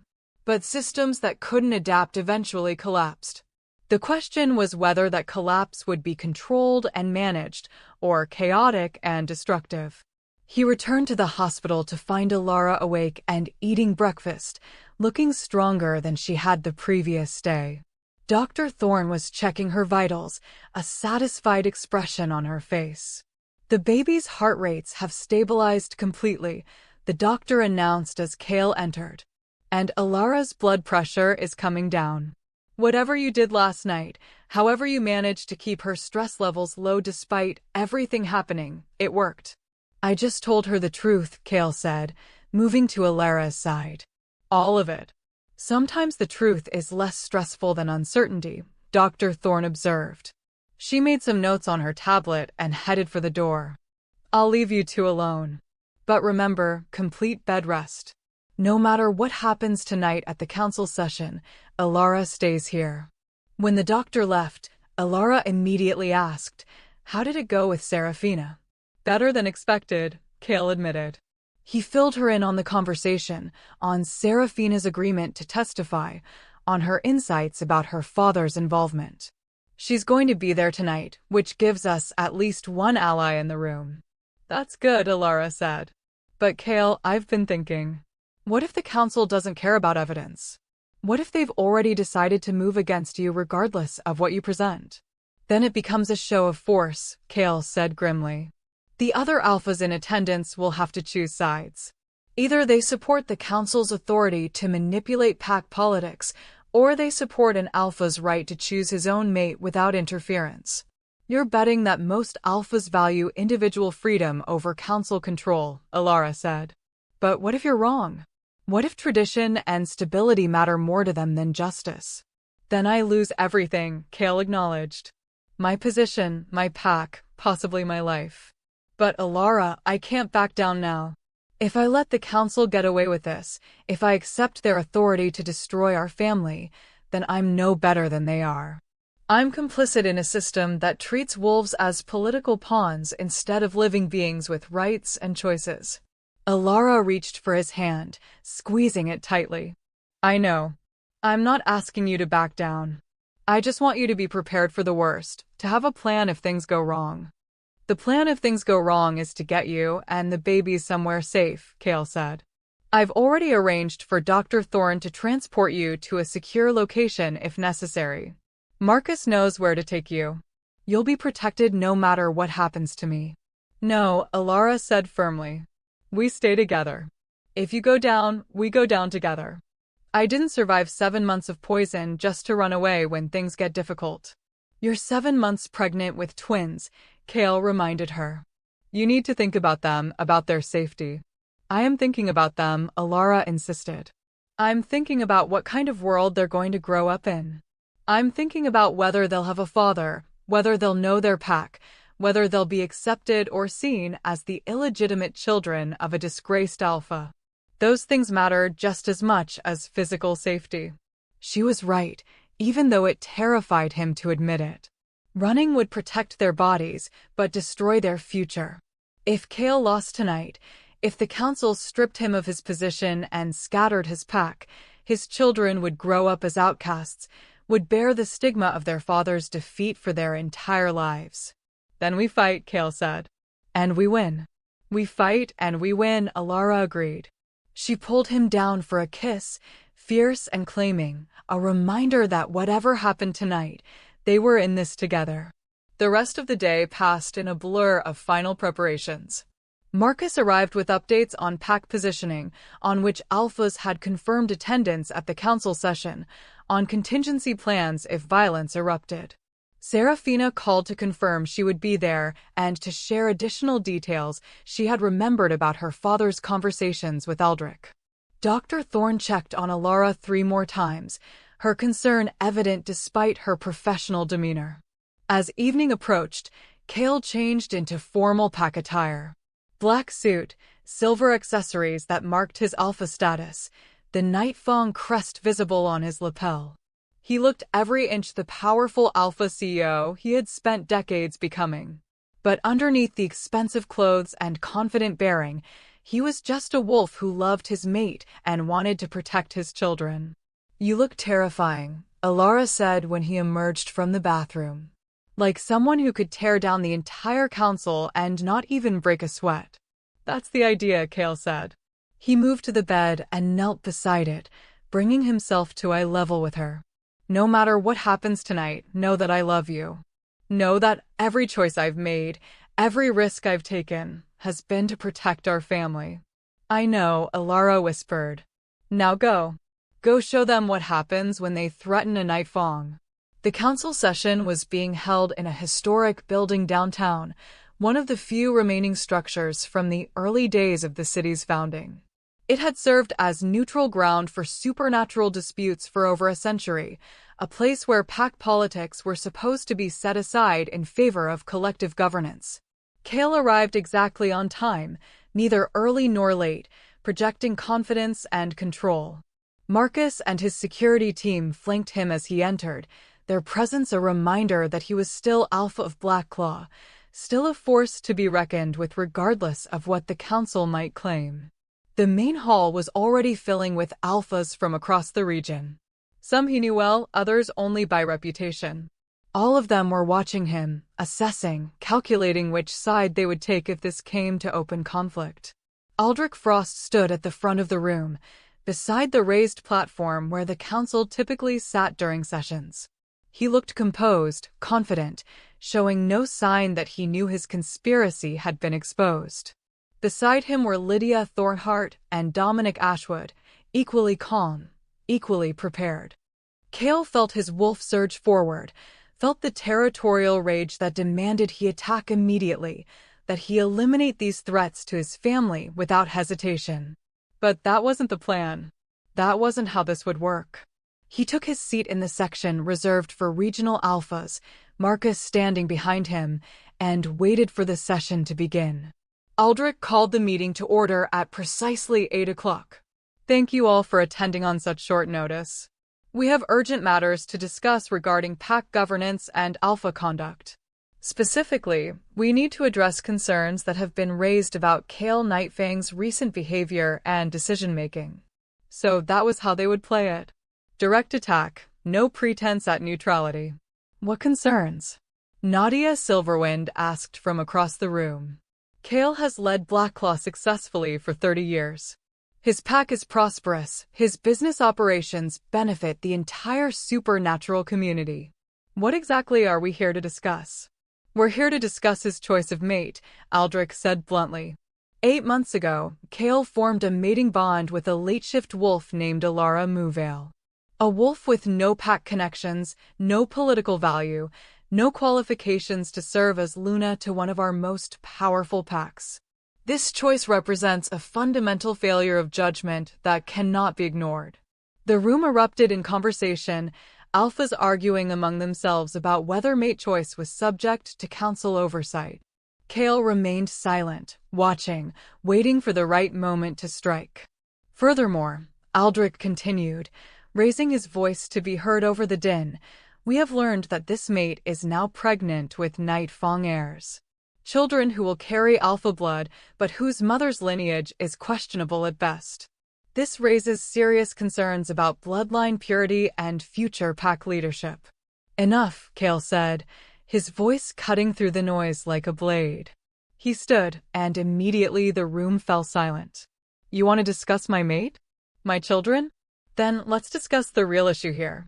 Let's discuss why the council felt entitled to interfere in my personal life. Let's discuss the conspiracy to murder my family." He pulled out a remote control and activated the presentation screen that dominated one wall of the hall. Financial records appeared, showing the money Sung had embezzled. Communication logs between the 3 council members. Medical reports about the suppressants.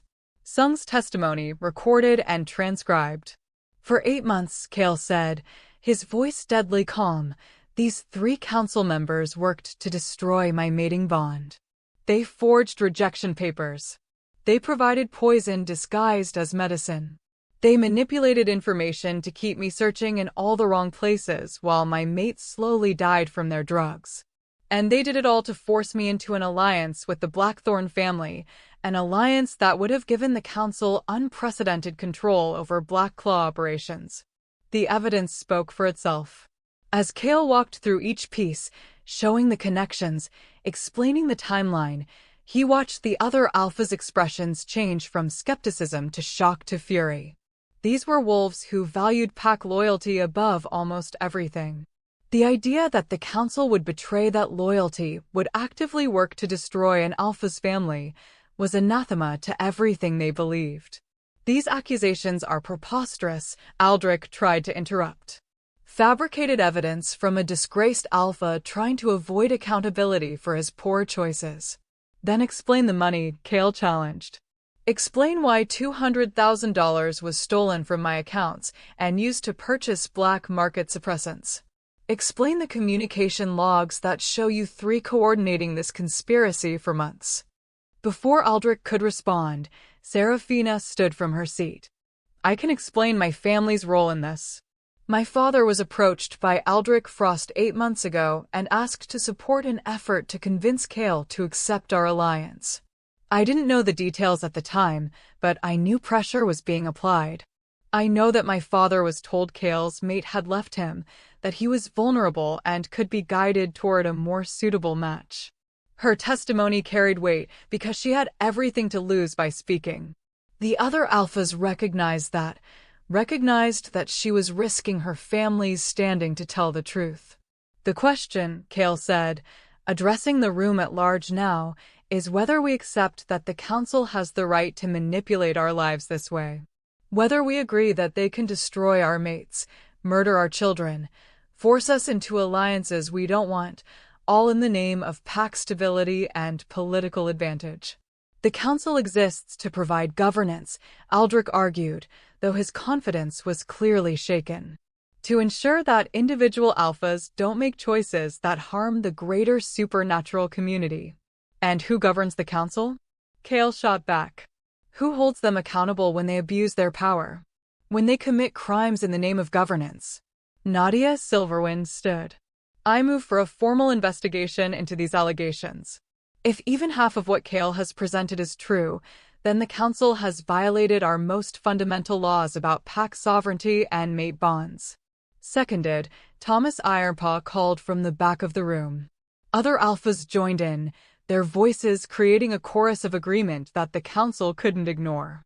Aldrich looked around the room, seeing his support crumbling, seeing that the narrative he had tried to control was slipping away from him. This is unprecedented, he tried one last time.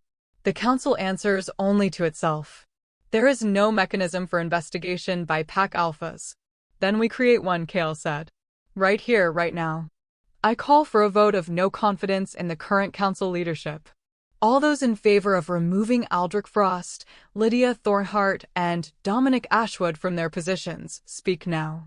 The vote wasn't unanimous, but it didn't need to be.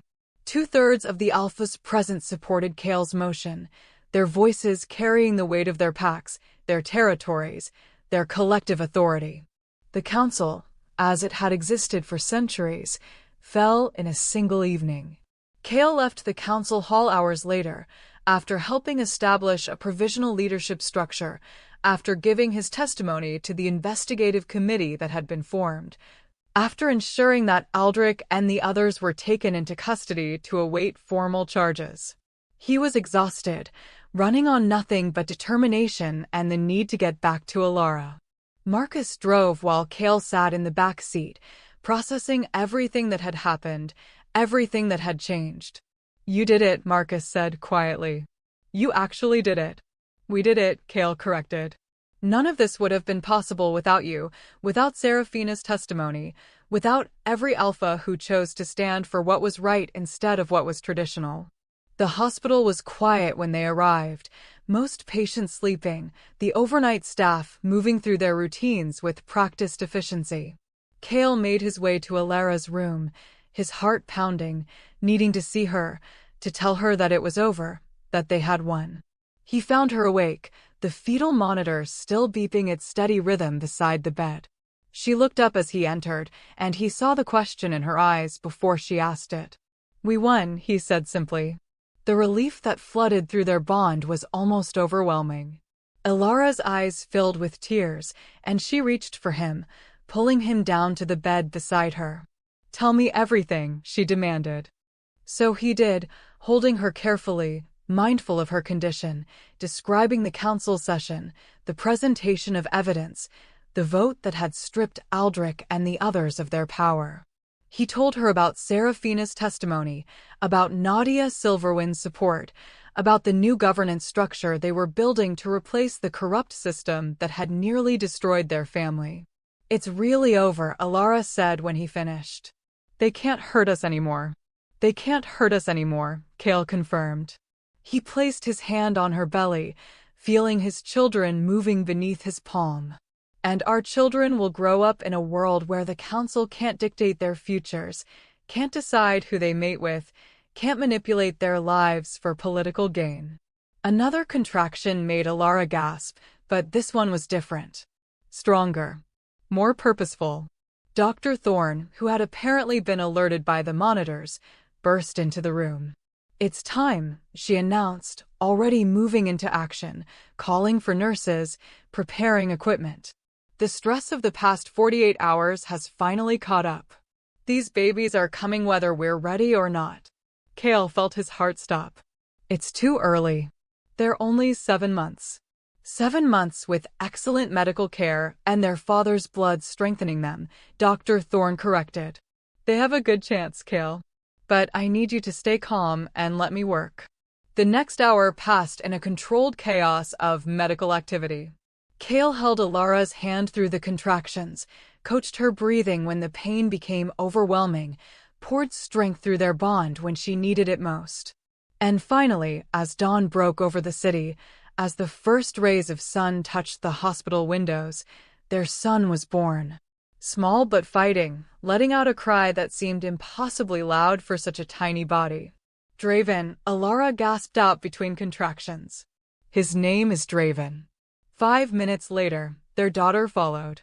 Even smaller than her brother, silent for a terrifying moment before Dr. Thorne's command brought forth her first breath, then her first cry. "Luna," Cale said, the name coming to him instinctively. "Her name is Luna." Dr. Thorne worked efficiently, examining both babies, pronouncing them small but healthy, miraculous given everything their mother had endured during pregnancy.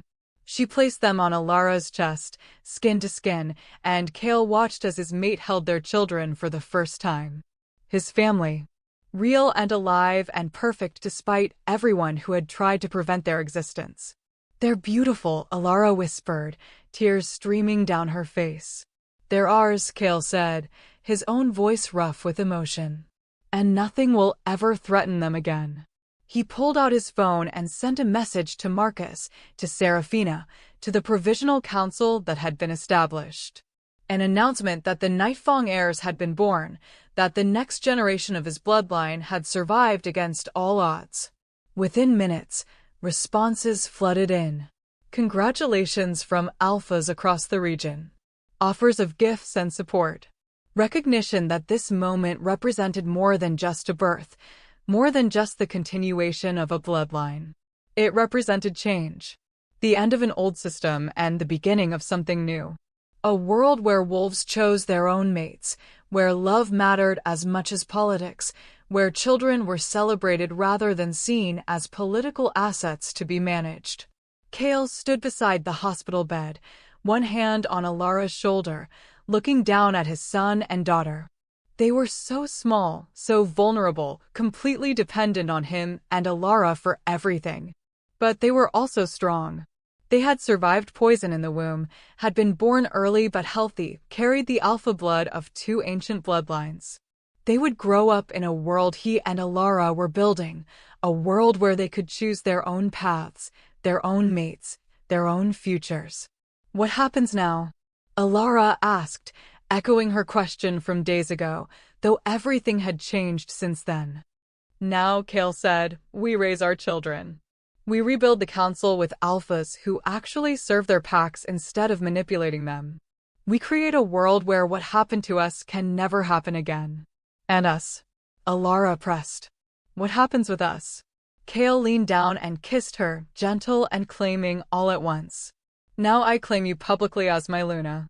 Now we have the mating ceremony we should have had 8 months ago, with the entire pack present, with every alpha in attendance recognizing our bond. Now we build the life together that the council tried to steal from us. Alara smiled, exhausted but happy. That sounds perfect. As the sun rose fully, washing the hospital room in golden light, Kale held his family close and allowed himself to feel something he hadn't felt in 8 months. Hope. The future was uncertain. There would be challenges ahead, political fallout from the council's dissolution, enemies who would resist the changes he was implementing. But none of that mattered right now. Right now, he had everything he needed. His mate, safe and alive. His children, small but healthy. His pack, loyal and strong. And most importantly, he had the freedom to love them openly, to claim them before the entire supernatural world without fear or hesitation. The Alpha Boss had accidentally met his 7 months pregnant ex-wife at a small cafe. And in doing so, he had found not just his family, but the courage to change an entire world.